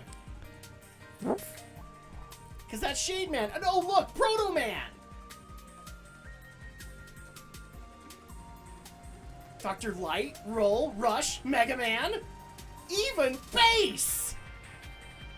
We're acknowledging everything that's happening. Even the Yellow Devil's here! Woohoo! Dragon from Mega Man 2! And for some reason, Dr. Wily looks like the Phantom of the Opera. All of those Robot Masters. That's why this was cool! All the Robot Masters are here! Not in the game, just in the anime intro. Oh my gosh, this was such a cool thing to see when I first rented this game. Still disappointed that nothing really new was revealed from Capcom. Not yet. But technically we haven't hit that anniversary exactly. So it's still possible, but I don't expect a whole lot. So it's just one of those things. Really quick, I just want to make sure. Okay. Alright, so here's some plot for you, Alex. Because this is unlike most Mega Man games. As it begins in the cold, dark space.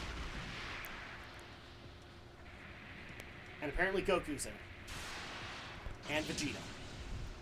Not sure what, but they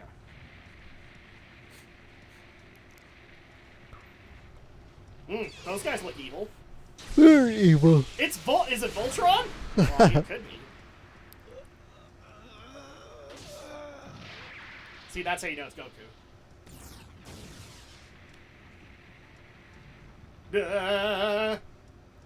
Are you having that flashback back in Antarctica? Yeah. Oh my gosh, they destroyed Jupiter!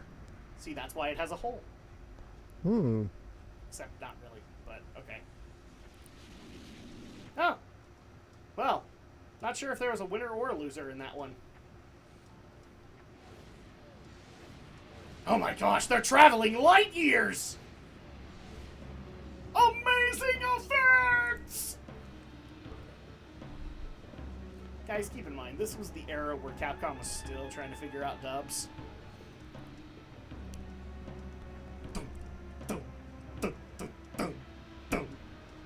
Oh, hi. Well, I guess you're dead. They're blasting off again! Oh, meanwhile... Mega Man, today we finish this. Hey, Dad! Why must I fight you? We are not enemies! Shut up. Shut up! Shut up! Hey, look how just nonchalant that shut up was. Oh my gosh. Mega Man, hurry! You must come with me! You can't leave yet. Oh no! His arm's cannon stuck! Dad, we'll have to take care of this some other time. No! How is it even here Mega Man worse than Bass? Don't run away, coward. You'll pay for this insult. I'll be back. Okay, well, that Dr. was a Light, thing. What is the problem? A strange meteor has fallen to Earth just a while ago, You thought I was kidding. emitting a powerful energy signature. Something this powerful must not fall into the hands of evil. Into the hands of Understand, Dr. evil. Light. I'm on it. Thank you, Mega Man. If you can, please bring the meteor back. Okay. Okay! Just out of nowhere. Maybe he sounds like a boy? Yeah, so people have... So, Alex did not believe this. Yes, Mega Man is now an anime girl. Alex did not believe this. Those are the voices that Mega Man 8 used. And that's why I gave Mega Man a little girl's voice. It makes sense because he's supposed to be a. why I talk like Bob Walters when I would do Dr. White. But it makes sense. Mega Man would have a prepubescent voice like that. Yes, but I especially love that they threw in that. Okay. So, yeah, somebody tried to explain that to me. It's great. I make fun of, but I love this game. I've played it numerous times. It's probably one of my favorite of the original Mega Man games, aside from like Mega Man 2 and 3. And I know that's saying a lot because some people still have kind of a hatred for it because of the bad dub. Oh, hi, Rush. Yes, sir. Lexus check. Mega Man, can you hear me? I've searched the island, but can't find it on any map. It's a creepy island. Be careful, Mega Man. After all, it is shaped like a skull. Your new weapon is ready. Take it with you. It's called the Mega Ball. You can kick it to attack the enemies. It's totally not a ripoff of a Super Nintendo game that you were part of. It's a powerful weapon. Thank you, Dr. Light! So now we have the Mega Ball. So basically the way that it works, do I have it on? I can't remember. Oh. Yeah! I guess we'll have to deal with this crap later. Okay. Mega Man, you must succeed. I don't know what he's going for, but yes, a lot of the Oh, that's right. Okay, yeah, that's right. The Robot Master Power in this game actually has a different button.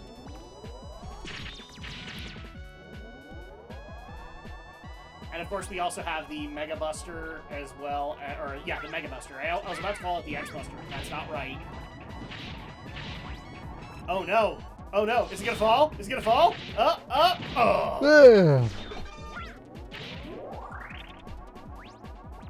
So now we have. Oh, it's saving. Okay. Okay. This is the latest in all of the Wily designs that he's ever created. A giant ass crab. Oh, wait, it gets better. It looks like he's Mr. Bucket inside.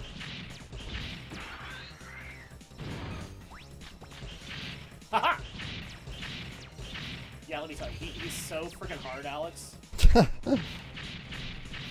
I don't know. I keep thinking of the voice acting in the dub of Speed Racer. It's probably because it's inspired. Well, Speed Racer has like a few dubs, probably. Oh, hi. Dr. Wily, why are you here? I don't know, Alex. Can you do your best, Scott McNeil? No. Mega Man, so good, so you've come. How did you find my secret base? I'm impressed. But you're too late. The Tsunami dub. What?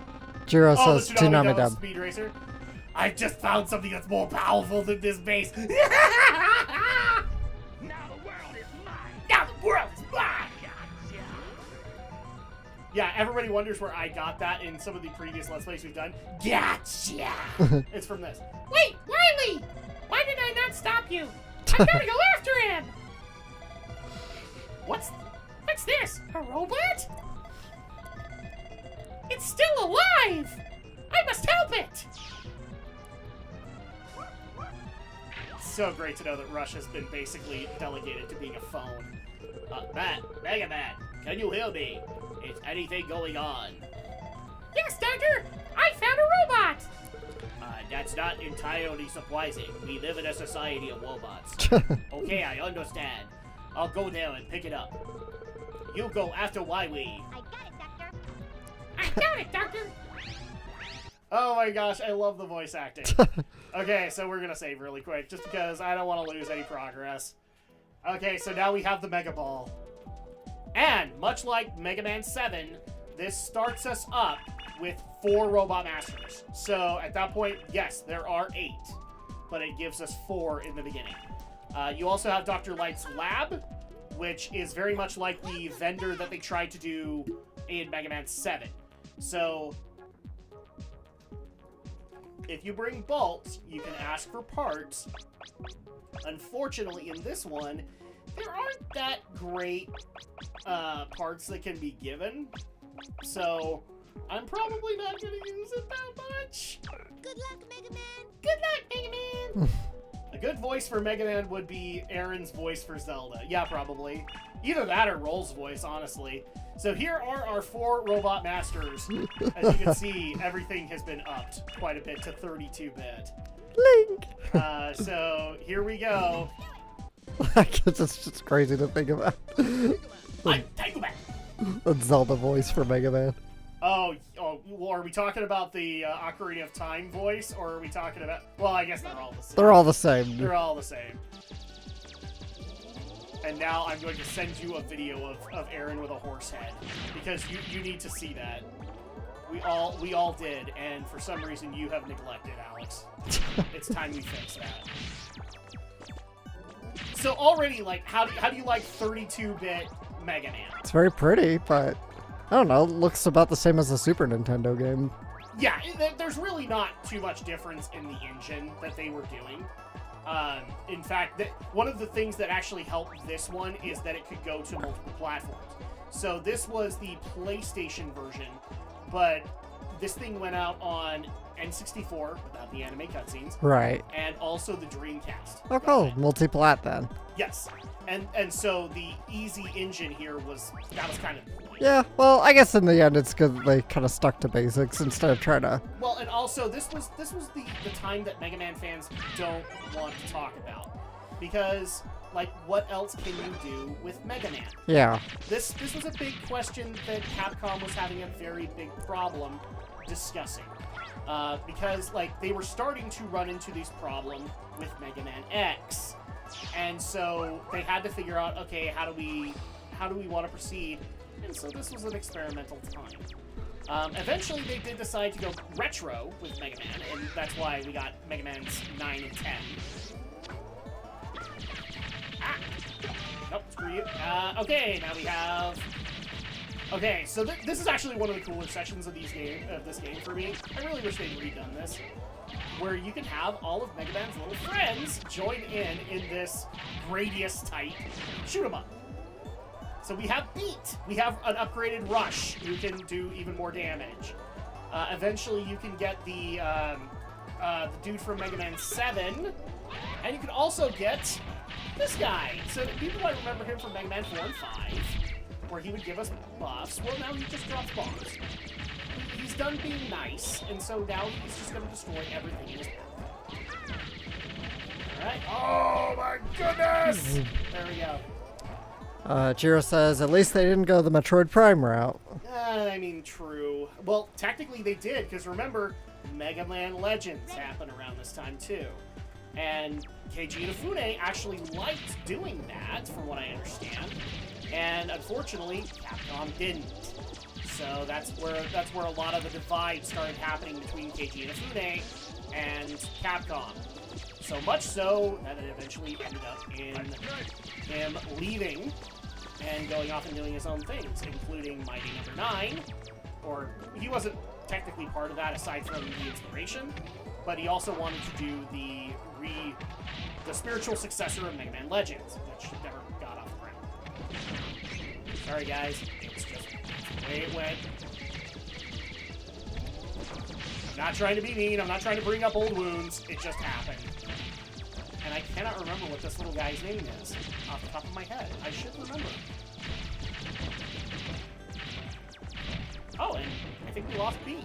What the crap? I also like that. Occasionally we'll get, when he does the Mega Buster, he'll say, Power Shot! It's just the little things that just make you a Mega Man fan and make you just ooze nostalgia for this franchise. And I'm so glad that we actually get to play this because it's the 35th anniversary of the little guy. And I just don't think it's coming out for him this year.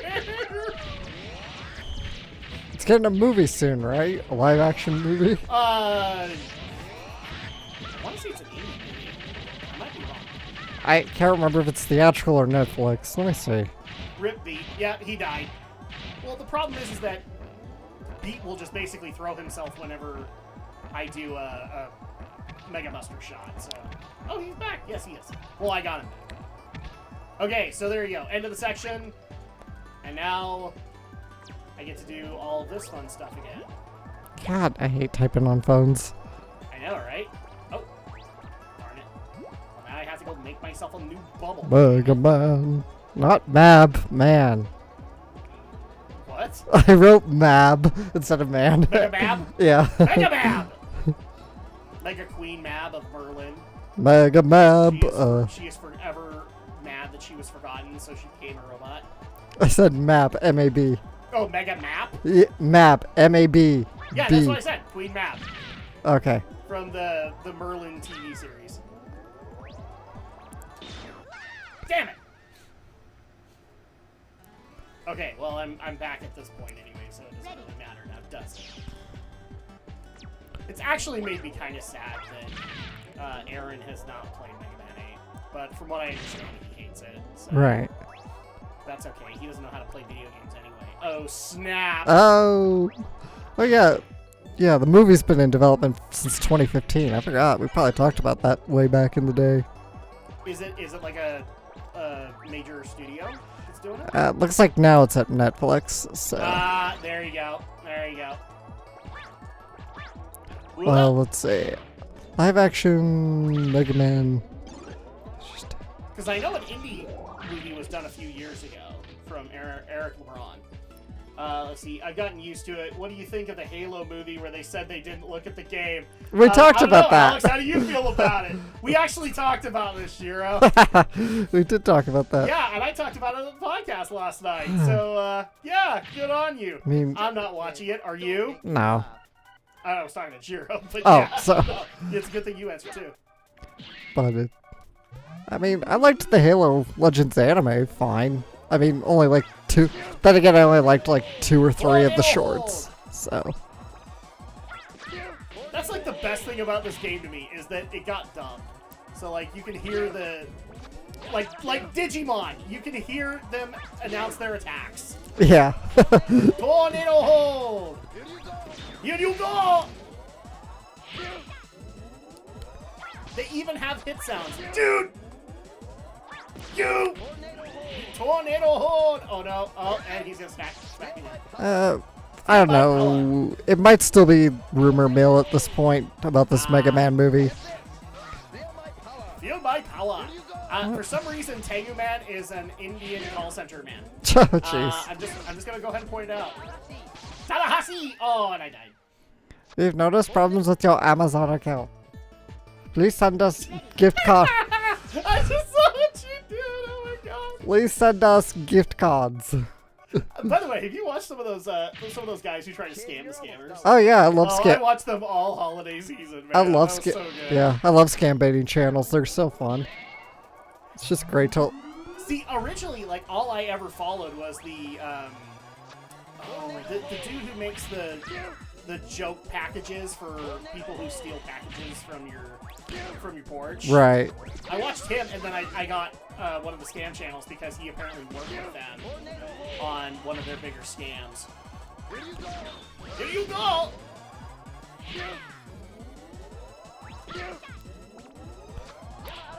Tallahassee! Tornado hold!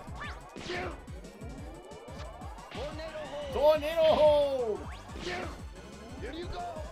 Fun fact, in Marvel vs. Capcom, one of the attacks that they actually gave to Mega Man's power set was the Tornado Hold from Mega Man 8 because it was the most recent.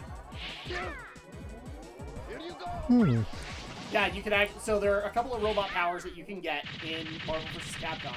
One of them is Tornado Hold, one of them is Leaf Shield, and I can't remember the third one. Oh, it's the Mega Ball. It's the Mega Ball, actually. There's a British comedian that responds to email scammers. Yep. Yeah. There we go. Jim Browning? Oh my gosh, 3D graphics! Whoa!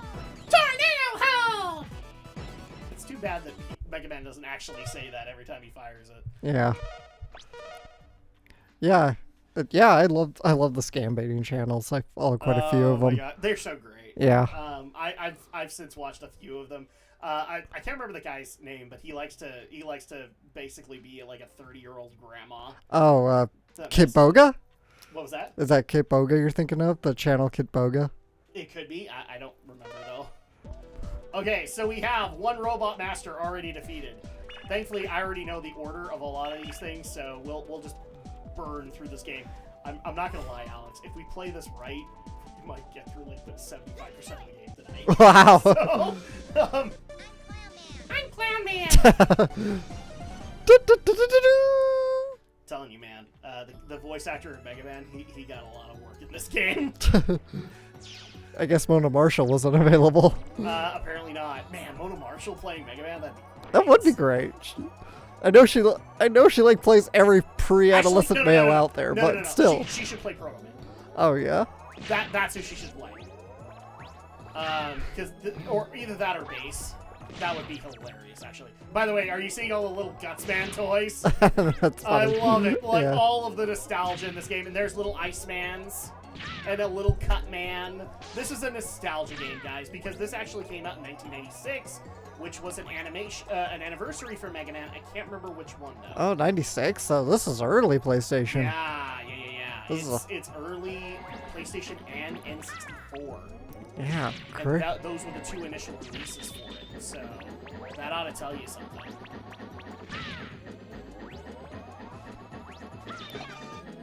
And unfortunately, we're going to go and do Clown Man. He's the one that gets probably the most joked about in this game.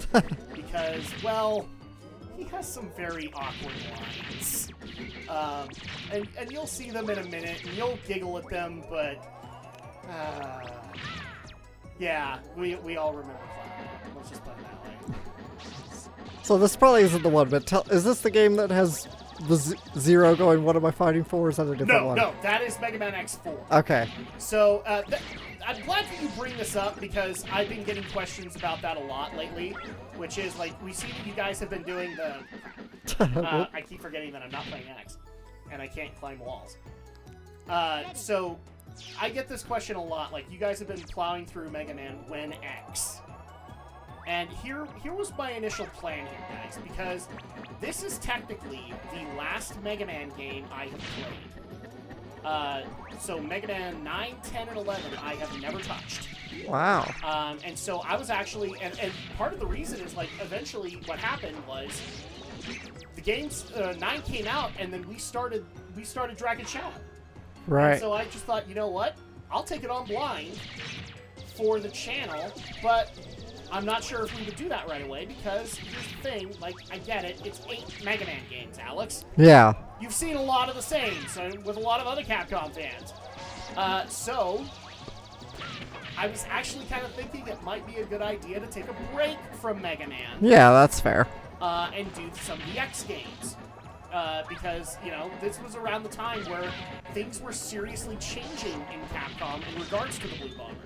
Because the darker, grittier Mega Man X was successful. And Mega Man was kind of fading into obscurity.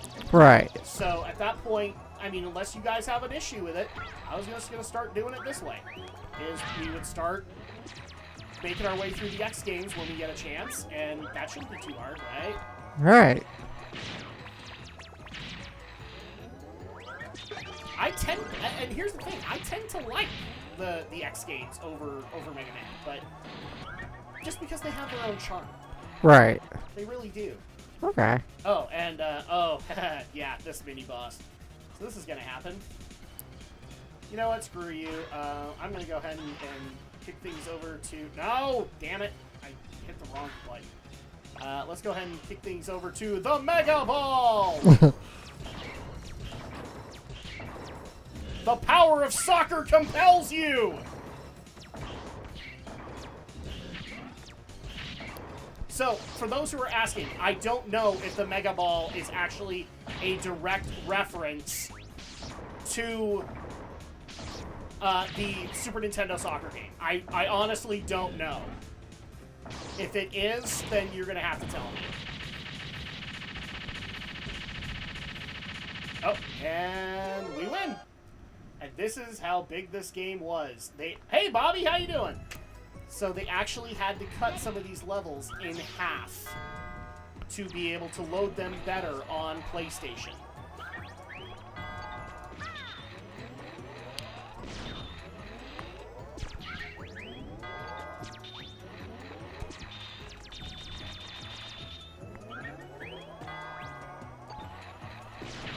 There we go.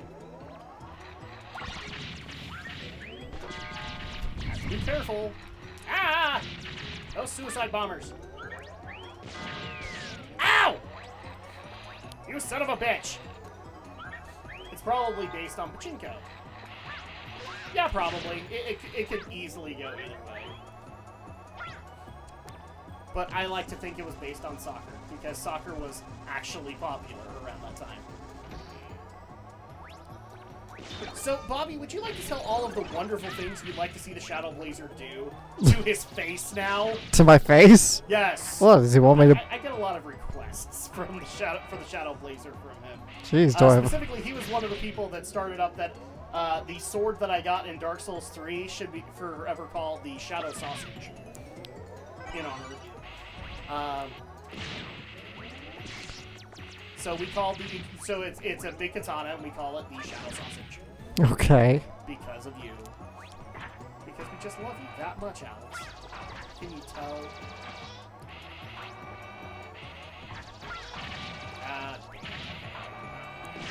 This. Power shot! Can you guys tell it? Just off the top of your looking at my face. Yes, I love this game. So much. I mean, it's powerful. Lol. I mean, yes, the Shadow Sausage is popular. How are we doing? I am okay. It's been a long day. It's been a long week. It's been a long month. It's about to get longer. Okay, so we actually need to do this. Hello there, Bobby. Bobber. Bobby? Sorry. Hey there, Bobby. I'm doing well, Bobby. By the way, Thanks for that's asking. another thing that's getting rebooted fairly soon. Oh yeah, King of the Hill. King of the How Hill. many reboots is that now? Because we talked about the Futurama reboot, which, by the way, Bender Gate's over. Yeah.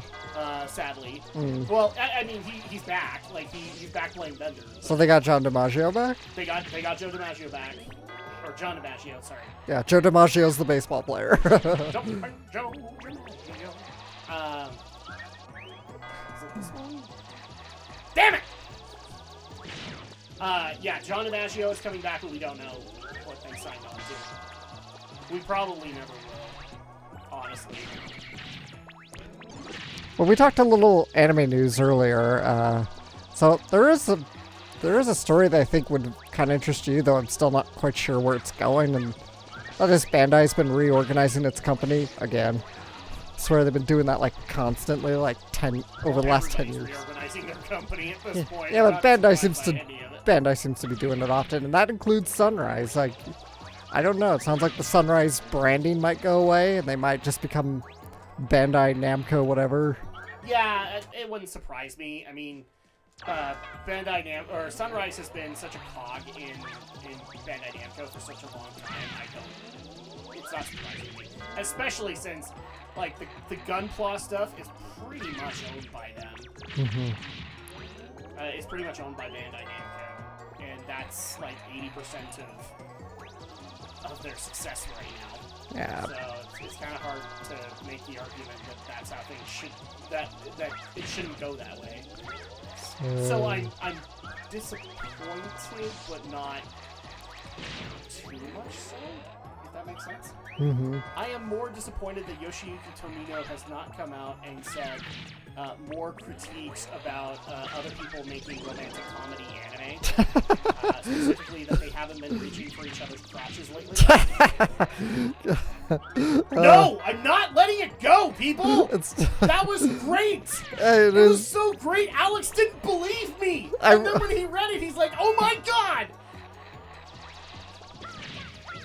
I know. It was worth it, wasn't it? Again, I still thought it's true. I thought you were just like paraphrasing in a colorful manner because Yes, you did that, but he actually said that. I wish I was. It was so great. God, that does. Crap! Now so many toys. So many goddamn toys. Oh, there we go. Okay. Can we kill Gutsman? No. And also, the anime industry is just just. for you, Danny. This is why Aaron should play this game. There's a Stegosaurus right there. Oh yeah, Stegosaurus. There's a robot Stegosaurus.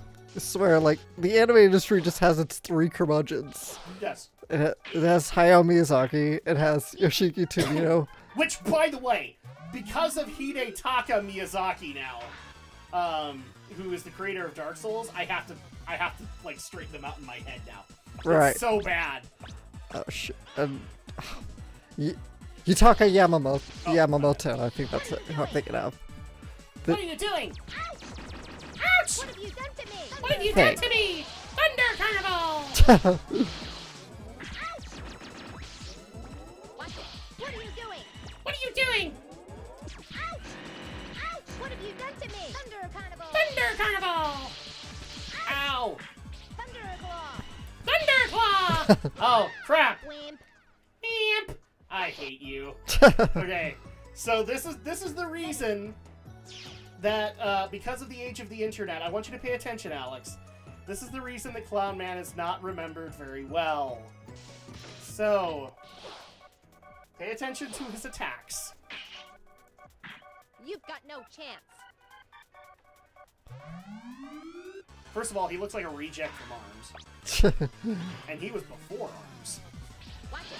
What are you Tornado hole! So would that make Arms rejected Clown Man? Yes. doing? Claw! There you go. So he reaches into the floor to grab you and throw you to the wall. Thunder Claw! I'm sure there's plenty of hentai jokes that can be made just about him. What are you doing? Yeah, I had the right name. Yutaka Yamamoto, the third anime curmudgeon. Watch it. What are you doing? Yes. So what has Yamamoto done?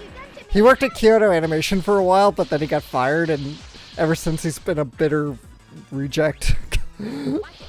He's most famous for his work on Haruhi Suzumiya. Ah, there you go. Well, I've got a long day tomorrow. Just wanted to stop by for a few moments. Oh, Take care. well, thanks for coming. All good, man. Once again, guys, this is an experiment, but I'm just going to put it out there, Alex, because this might work. And this is actually a lot of fun. Yeah. So maybe we have to do Dragon's Shadow this way. Yeah. CG! Oh my gosh! Whoa! And of course, I get the rapey move. I get Thunderclaw.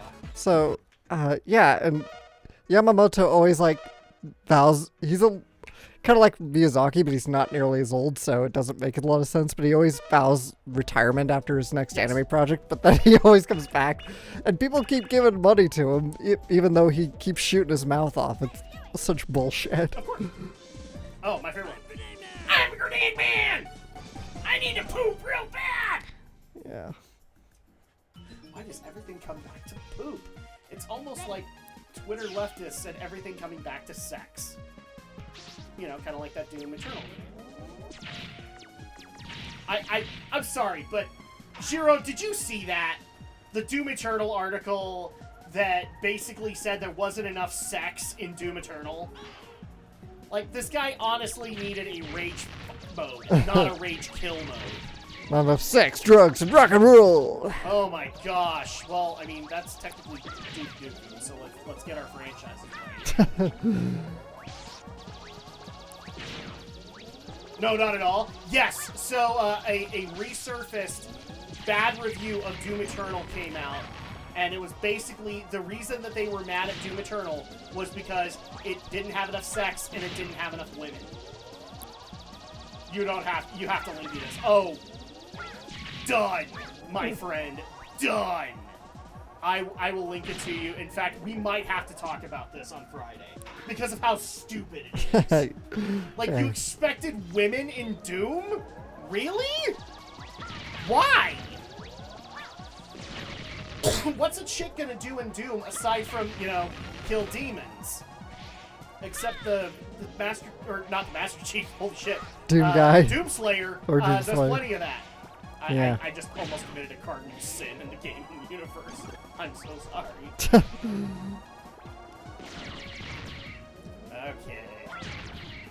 What would they do to add? What would they do? Add succubuses or something? Sure. Are you saying they didn't already? I don't know, I don't play Doom. Like, the worst part about this is, like, this is actually something I've had a legit issue with Twitter about since January, which is, like, the whole obsession, like, everything has to come down to sex. I think I told you about this at one of the podcasts where there was a whole movement to say that Frodo and Sam were gay. Right. And they're not. And Right. And if you actually, like, if you watch the appendices for The Lord of the Rings. Probably. It's been a long time ago, but yeah. So, there's a reason that they act the way that they do, and it's actually based off of, like, actual culture within the British military. Right. This is stuff that Tolkien observed in World War II. You know, like, it's actually based on stuff. But no, Frodo and Sam are gay. No, they're not. World War One. I don't think he served in the second one. Sorry. World War One. Sorry. Yeah. You getting my... I have the same problem that Krillin does in DBCA. I know. But every time you start saying World War, you just gotta say 2. Everybody loves the sequel. Everybody loves the sequel. It's like Terminator. Everybody knows there's a first one. I love that quote. But yes, yeah, I'll send it to you. We might have to talk about that hilariousness because it was so dumb when it happened. Oh. Yeah, you know, it's crazy. You mentioned Terminator. I don't think I've ever seen the first one all the way through. You haven't? No, it's not. I've seen the second one plenty of times because it's always on TV. But I watched through the first two just before I watched The Lies of the Machines.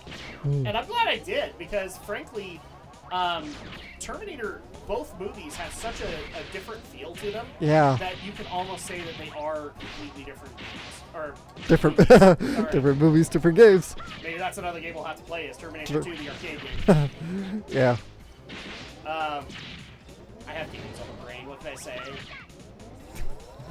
This is another reason why people on Twitter say you can't do anything else because you're so obsessed with games. No, I'm just used to talking about games because that's usually what people want to talk to me about. That screw you.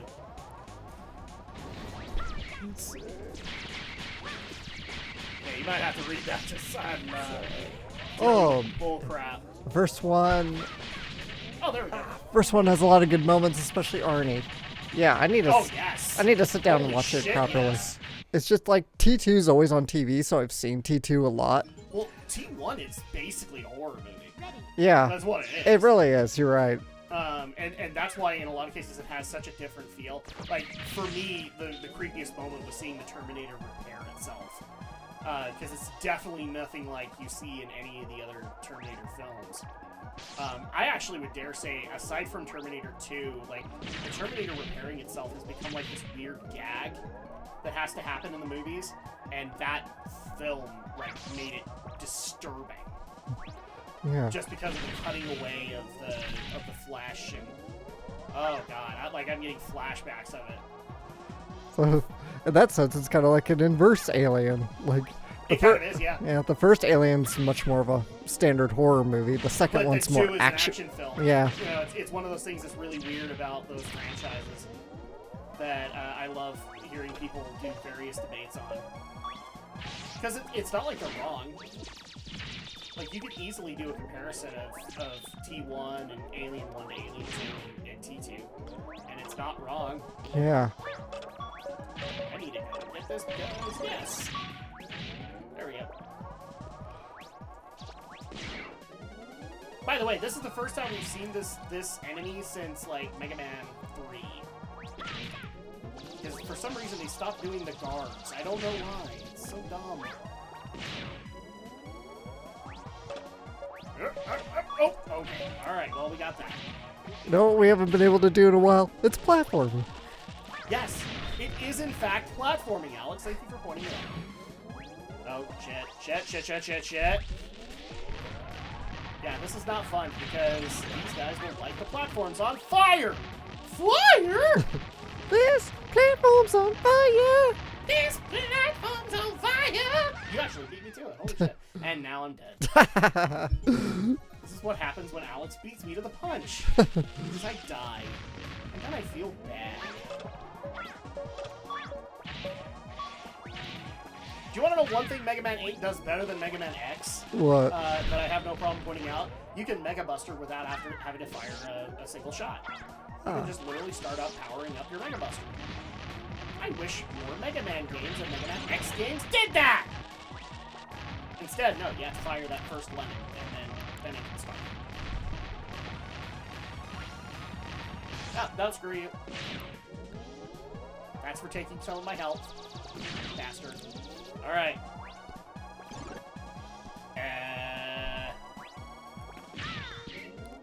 And I also, I want to kind of announce this, Alex, because we've been talking about it. We might actually have to start bringing Brinton back into Drak and Shadow, and now with Saturdays we might have a way to do it. Right. So even more anime games with even more craptastic dubs. In fact, he's insisted that when we do the bonus video for Catherine Fullbody, we bring him in for all the endings. All right. So we gotta do that. Let's do it.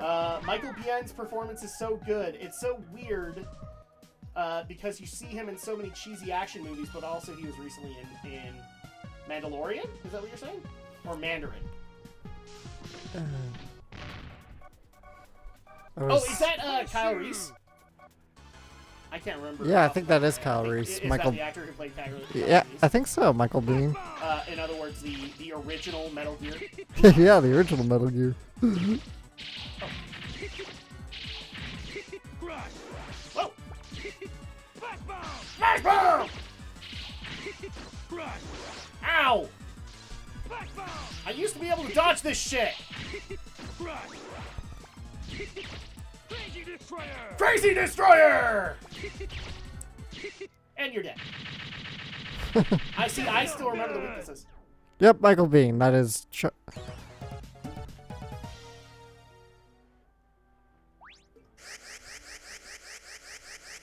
What? So it was the Mandalorian that he was in? I haven't seen that season. CG! Flash bomb! Flash bomb! I love these voiceovers. They are so good. Okay, so we have literally nuked through 3 Robot Masters, Alex. Wow. We've been playing for a half hour. Whoa. We're gonna finish this tonight? Jeez. We might. We might. Okay, so last Robot Master, it is Frostman, I think is his name? Yep. Frostman. By the way, can somebody please tell me what's going on? What the fuck is going on with his hands? It looks like he literally doesn't have fingers. Alright. So, here we go. And for those who were probably asking, no, this is not the Mega Man game that incorporated a female Robot Master. That was Mega Man 10. No, Mega Man 9. That's Flash Woman. And I don't know if Mega Man 11 actually continued the trend, but... he was a bad guy in it. Oh, really? Okay. Okay. I've only seen season 1, so he didn't show up as a bad guy in that season. I don't know that much. I've actually been getting asked so hard to do Geek News Marathon nights on some of the Disney Plus Star Wars and Marvel seasons. Right. Oh my gosh. Oh, we got Obi-Wan coming up. We do have Obi-Wan coming up, and I'm not excited for it. No? No, ever since I heard Obi-Wan, or Ewan McGregor saying that it's going to be more dark and broody Obi-Wan, I'm like, nah, no. That's already a red flag to me. Because that's exactly what they were saying about the Disney trilogy. And that's also what they said about, all the other Star Wars stuff. Book of Boba Fett, all that. I'm done! If you want me to put forth the time, please give me, like, legit character development. I don't need to see Bat Obi-Wan, okay? Bat I just Obi-Wan. don't. Actually, I saw the Batman. Yeah, I was going to ask you about that. Did you like it? Yes, I did. I'm tempted to see it. I've been told by a few people that it's pretty freaking good. Yeah, it's very classically it's noir. very methodical. It's very different. Yeah. What previous Batman movies. Yeah, I mean, for all those who've been wanting Batman to be more akin to a detective story, here you go. It's very detective story. So, be more like Mask of the Phantasm? I guess. I don't think I ever saw Mask of the Phantasm. Have you never? No. We have to do a Geek News movie now on that, goddammit. The funny thing is, I remember we owned a videotape of it, but our copy didn't work. Oh, really? Yeah, Oh, so... That fucking sucks. So I never got to watch it as a kid. So. Oh, I love, like, to this day, Mask of the Phantasm is probably my favorite Batman.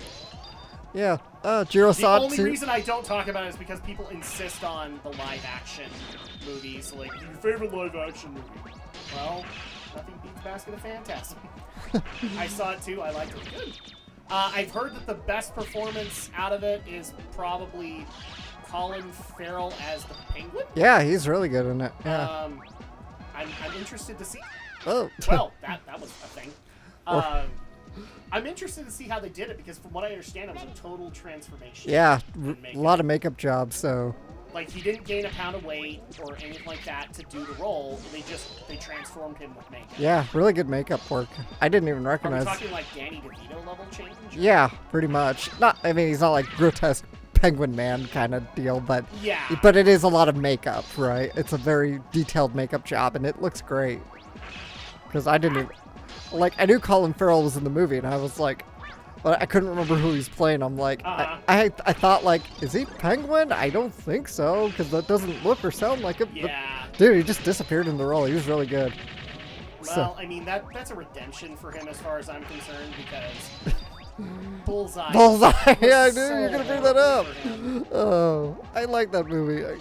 It's one of those things that I'm very happy that Daredevil has found new life.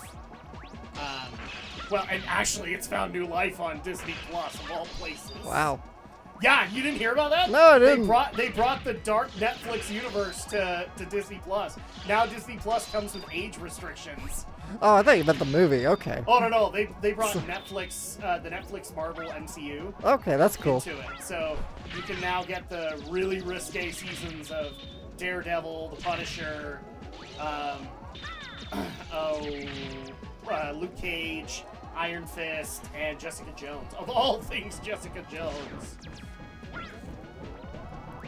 And now I have to constantly do an age advisory on my Disney Plus so that my kids can watch Little Einstein. Are you at least over 14 years old? No. Then you can't watch this content. Of course not! Yeah, I saw live action Bishonen Batman and it was good. How was Pattinson? He's really good too. Okay. You know, Is this in just one aspect or in both? I think he's good in both. I mean, it's more of a Batman story than a Bruce Wayne. Yeah, I've heard it's got a lot of nods to like Year One. Yeah, it's very. That's what I think too. I think they took a lot of inspiration from that one. Was Batman Year One and the Yeah, there's technically a A couple- Year One and a Year Two yeah comic. a couple. I think it's a few Frank Miller comics they drew from Yeah, inspiration Year from Year One and another one, The Killing Joke maybe. I don't know because that one's also, or it might have been. Miller? I don't think it is. Maybe, yeah, no, that's not Miller. You're right. Yeah, but I because think he they. he did like Dark Knight Returns and all that. Yeah, maybe it's the Dark Knight Returns. I know there's a couple Batman comics they cited as inspiration. I can't remember now. All right, here we go. Final Robot Master. At least for now. Hey, look, he made a bunch of Mega Man clones. Freeze! Freeze! Crush you! I will trust you. I will beat you. Hello there, Chrono Arsail. I can't say that. That hurt. That hurt. That's Chrono Arc Ale 2019. What? Yeah, Chrono, our old pal, old buddy, old pal. Oh, Chrono Arcale. Sorry. I am so bad. Holy crap! It's been so long since we've seen you. I feel bad. Oh hell yes! Mega Man 8 for the PlayStation 1. I still own the original disc for this game. This game was just as challenging as Mega Man 7 for the SNES. I'm Frostman. I will crush you. I will beat you. And there you go. And oh, by the way, here it comes. CG! Ice Wave! That's all the Robot Masters. Sorry, guys. There's just not that much game in here. No, there's 8. Don't worry. But we get more plot development. Dr. Light, how's it going? Will he be okay? I brought noodles! The battery will be charged in 10 minutes. That's good. By the way, what do you make of these? These seems to be energy resources. Now pay attention, Alex. This is where the dub error But I've happened. never seen this type on Earth. I don't know where this energy came from, but I cannot let it fall into Dr. Wowie's hands. You must recover all the energy immediately, Mega Man. Kind of stuttered there. Did you catch it? Yeah. All right. We may be able to locate another energy emission from the radar room. When we find that meteor, we'll find Dr. Wowie. Dr. Wowie. Dr. Wow. Ah. Oh, I guess we have a night montage. It's Boba. He's Boba.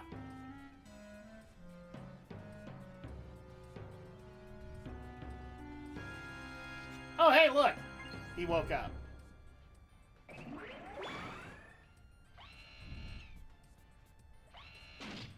Oh, good. His hand worked. It's time for some me time. I'm sorry. It's time for some chunk time.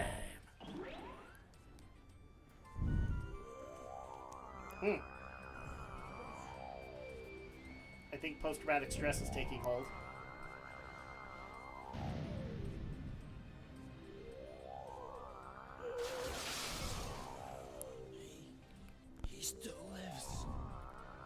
See?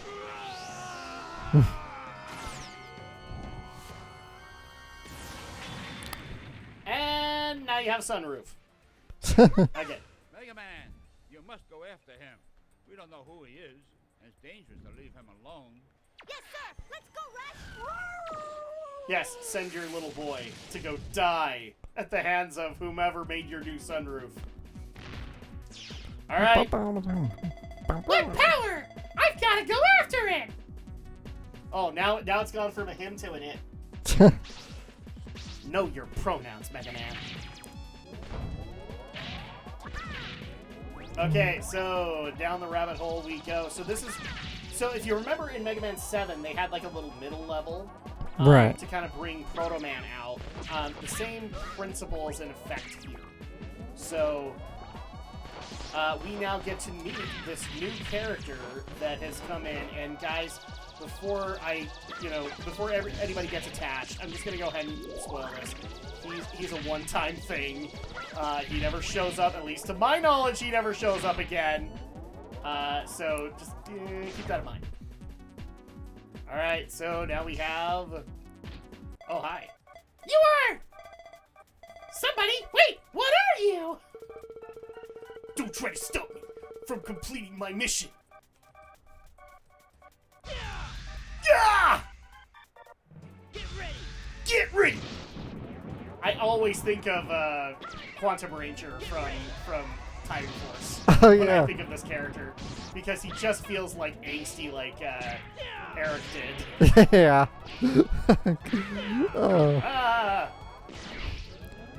Probably my favorite Sixth Ranger, though, besides Tommy, would be the Quantum Ranger. Obviously, because Virgil. He eventually played Virgil in Devil May Cry. So. I did not know that. Oh yeah, dude. So Johnny Young Bosch plays Nero, Mm-hmm. and then you have the guy who plays Dante, who actually was in Sentai because he did acting in Japan. Oh, cool. I can't remember his name off the top of my head. And then you have the guy who played the Quantum Ranger. He plays Dante's brother Virgil. Oh, that's awesome. I actually kind of hope that Adi Shankar brings back all the original voice cast to reprise their roles, because like they do a great job. Dude, they even brought him back for Power Rangers Battle for the Grid, so he could reprise his role as the Quantum Ranger. I can't remember his last name for some reason. I want to say Lensher, and that's not right. That's Magneto. Eric Lenshaw. Well, that's his new name. I like Magnus Maximoff personally. Yes. Yeah! Get ready! Ow. Ow! Why must you punch the ground?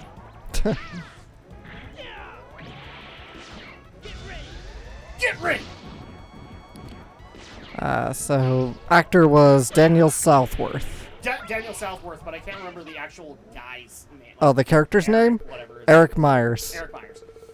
I feel a strong sense of justice within you. Who are you? Proto Man! Are you okay? Proto Man. What happened? Who is he? I don't know. That robot was holding back. He didn't fight me with everything he had. I wonder why. He might be connected to Dr. Wily. What? Wily Towers, just ahead from here. That's the name of Wily's new castle. He forgot. He got tired of doing castles, so now he does fucking towers. Surprisingly, Time Force's storyline was one of the few Power Ranger seasons which his storyline was very close to the Super Sentai counterpart, Mirai Sentai Time Ranger. I have been told that. Oh, interesting. Or Mirai Sentai. So, future... I'm looking forward to getting into that, because now you can technically watch all of the Sentais on Prime Video. Oh, cool. If you get a Shout Factory membership, so that's actually pretty cool. That robot may be going there. Maybe. I'll be careful. Thanks, Proto Man. Could you please have your balls drop? Just once. Do I look like Yugi Moto to you? Oh, anime. That must be it over there.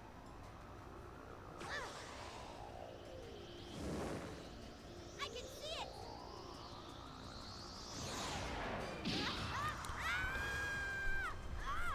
Oh, hi.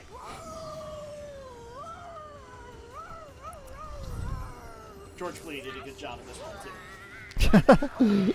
I have no confirmation. I don't care.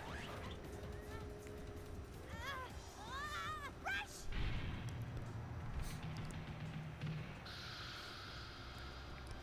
Oh, poor Rush. I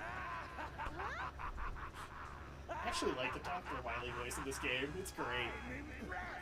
I didn't think you'd make it this far, Mega Man.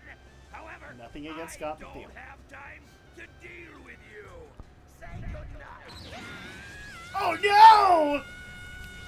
It's the end of Mega Man! What are we gonna do, Alex? I don't know. We'll make. Tune in next episode. Next time on Mega Man Z. Okay, we get it. You're torturing him. Oh! Rush! Rush! Oh, hi. Okay, Who are you? my name is Duo. I was born with the sole purpose to eliminate the evil energy from this universe. Oh. Okay.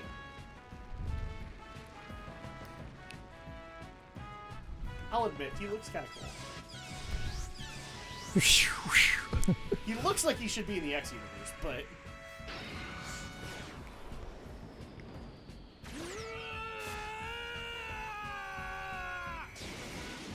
what's really sad is that actually does sound like Daniel Southworth playing him.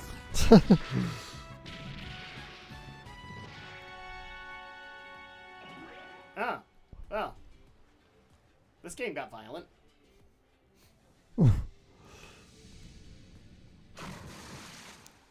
Duo, that thing. It's just like the one I gave to Dr. Light. Yes, this is what you people call evil energy. Evil Based energy. on my Not studies so evil. far, Evil. The one who obtained the original energy must be a being of complete evil.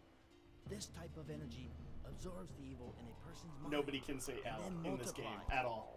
Judging by the quick rate of its growth, it'll take over the planet with evil energy in matter of days. In matter of days!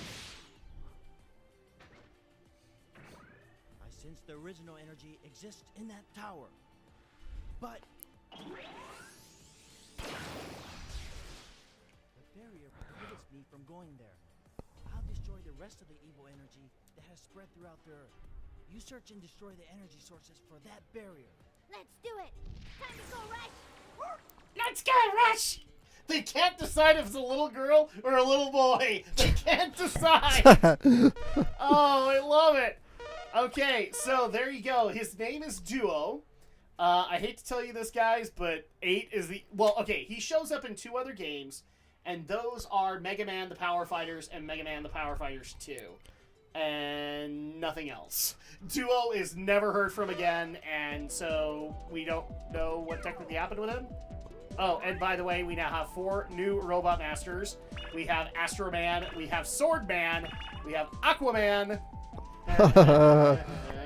and then we also have Search Man. I believe I want to start with Astro Man. I'm trying to think because it's ice powers. So actually, it might be this one. So I think we have maybe depends on how Aquaman. depends on how this goes. We might be able to nuke out like another 2. Nice. So again, like 70% through the game. See, now this is proficient, right, Alex? Yeah. We nuked through it in 2 sessions. Kind of like how me and Andrea are getting ready to finish up God of War Chains of Olympus next week. And we've only ever put 1 session into it. Oh, look, it's the traditional underwater mechanics of Mega Man. Aren't you happy it's underwater levels? Yes. And by that, I mean, you can think of literally a dozen other things you'd rather do than deal with underwater mechanics. Which is worse, snow levels or water levels? I guess it depends on the game, but if we're talking platforming, I'd say snow levels. If we're talking just any other game, then water levels. Okay. Like. Oh yeah, I forgot. I can actually swim in this game. Oh, okay. See, that's the problem. Is like they integrated stuff like this, except it's Mega Man. You're not used to swimming. There we go.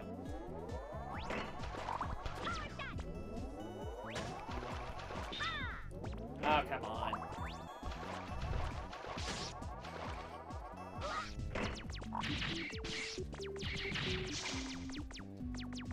Come on. There we go, Matt.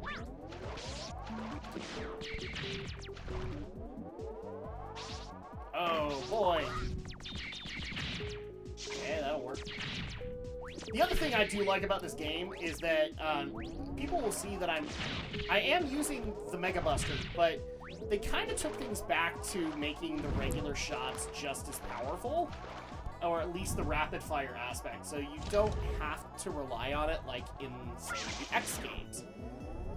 You can technically fire lemons as long as you want. It doesn't affect things. Ah, shit. I thought I had a checkpoint. Ready. Well, fine. I guess we're going to nuke through 60% of the game. Oh, and by the way, tomorrow is Chrono's birthday, so happy birthday to him. Oh, Chrono Arcale? Yeah. Or Chrono as in Chrono Trigger? Our Chrono, Alright. Chrono Arcale. Tomorrow is his 39th birthday, everybody. So happy birthday, And dude. now you may beat the living crap out of Alex for saying how old you were going to be. Hey, he said it first. Oh, did he? Yes. In his own, not in our chat, but in our own chat, so. Yeah, he was the guy who came up with the original art. Yeah, he was our first fan, so old friend of the show. First dedicated fan. Yeah, he came up with the original Drak and Shadow art. I'll see if I can dig out an old file. If I even have one. It's been forever and a couple of hard drives ago, I'm just saying. There we go. Oh! Heal! Okay, thank you.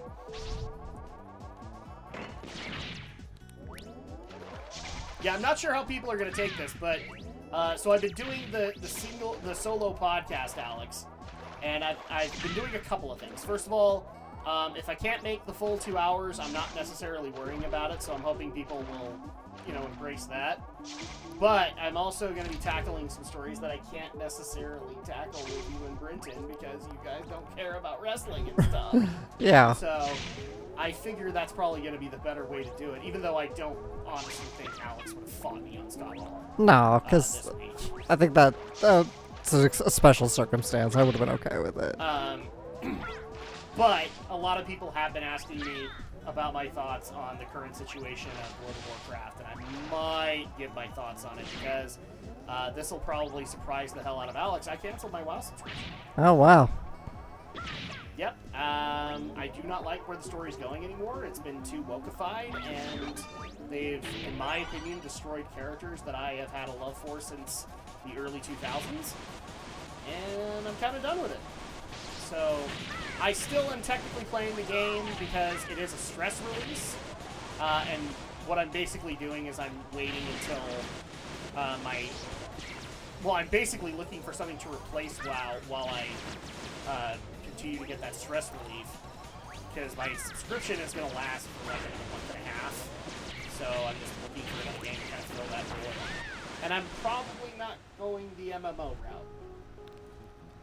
Because, well, I'm kind of done with them. MMOs take too much time. They take too much time, they take too much commitment. Although I have said to Brenton and a few others, I will try MMO14. And it feels weird, like I've never played Final Fantasy XIV. I didn't play FF11 either. It's like, wow, you're a Final Fantasy fan and you didn't play the MMO based off of Final Fantasy? What the hell's wrong with you? Kind of like how Alex hasn't played Phantasy Star Online 2 yet. I know. Actually, have you? No, I haven't. Oh my gosh, we need to fix that. Oh my goodness, what the hell? I have got such a bad shot right now.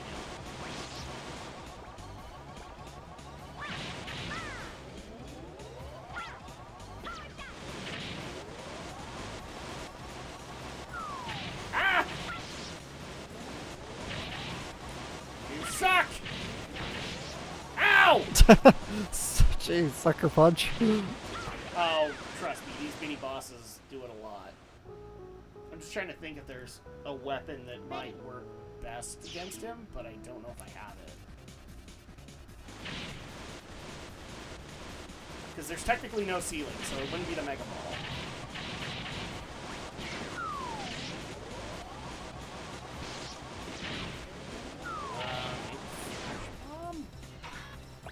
Flash bomb! You try it.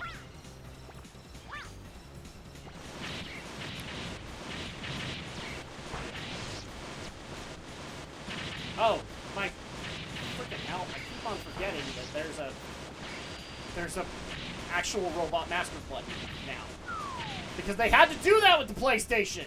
There were more buttons.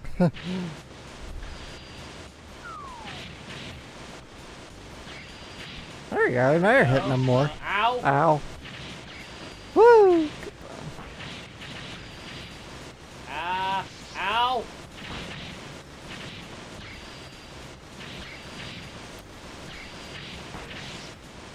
Ow!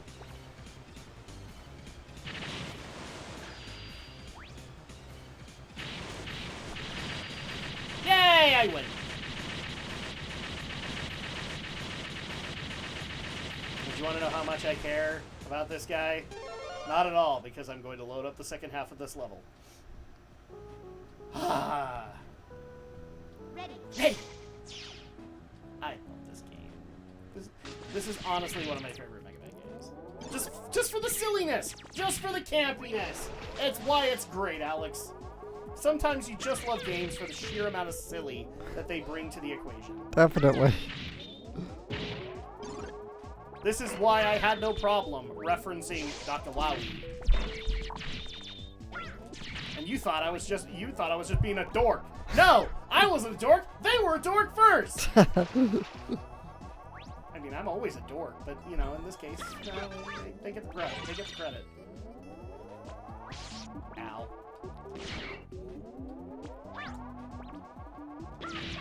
Screw you. Okay.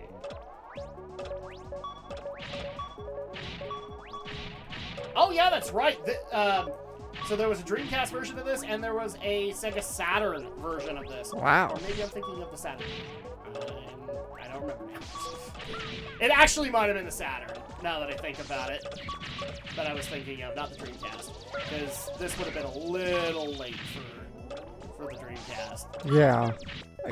And technically, the Sega Saturn version came with a bonus story level that I've never played. But I've heard it's not very relevant, so... Like, it's one of those things where if there's bonus content that another version of a game got, I tend to feel bad if it's relevant, if it's part of the plot.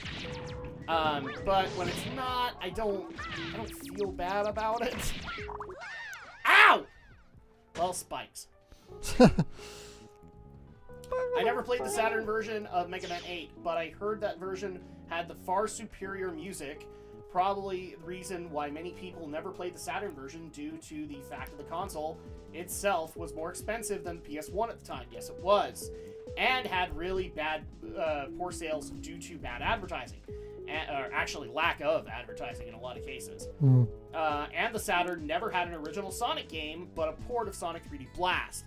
Well, there technically was one in development. Yeah, it but just got moved to the Dreamcast. Basically what happened was Sega pulled a Metroid Prime. Looks like this game was only PlayStation and Saturn. Yeah, Saturn. I was thinking of Saturn. I'm like, that makes sense. 32-bit. Funny enough, the last U.S. released Saturn game was Magic Knight Rayearth, based on Clamp's Rayearth manga anime. No, Really? No, it's not. Rayearth, no. Which part? Which part? What it's based off of? What it's based the off. last game on the Saturn. I don't know if it's the last game, but it's not based... Magic Knight Rayearth has nothing to do with the Clamp work. I don't know where Chrono's getting that from, but no, it has nothing to do with that. Well, I know what Magic Knight Rayearth is. Yeah. It's magical, girls. But no, there's no connection to the Clamp property and that. It's a whole different game franchise property here. We're talking two different properties. There we go. Okay, we have to finish this in one run. Alright, so Ice Wave. So here we go. It's Aquaman. Jason Momoa. Man, Jason Momoa gameplay. I love that rainbow! Oh my god, that's so great!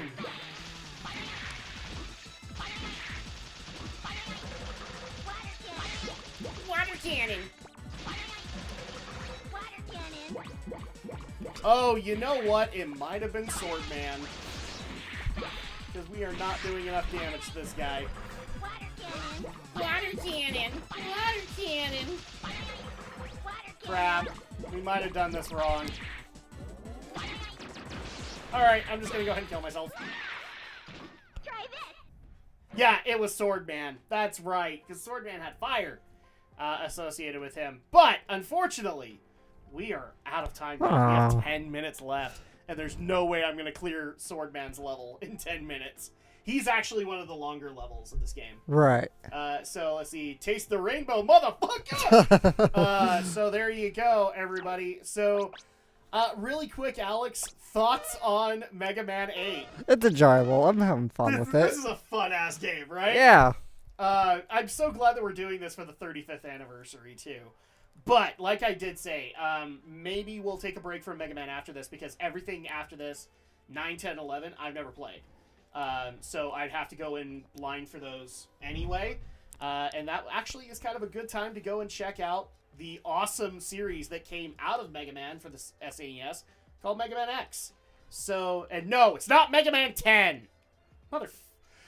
That's going to literally be the title of the first Mega Man X. It's not Mega Man 10. Yes, I know. Roman numerals, not the case. So, that being said... The series is chronologically confused. Anything you want to pimp before we head out tonight? No, I don't have anything new to say, so... Oh, darn it. Well, I will say this. We have... next Friday is going to be the end of the month podcast, so you guys can join us for that. We have a couple of really good topics that are going to make it in there, including the end of Funimation, basically. Yeah. They're going to get absorbed into Crunchyroll, so you guys can check that out. And also, you guys can check out myself and Andrea as we take on Chaos, the game. When we take on Stranger of Paradise Final Fantasy Origins, where we will enter the House of Chaos and wipe our feet on the rug of chaos. And then we will use the bathroom of chaos. Oh, no. Where in turn we will use the toilet of chaos. That's... We'll see you next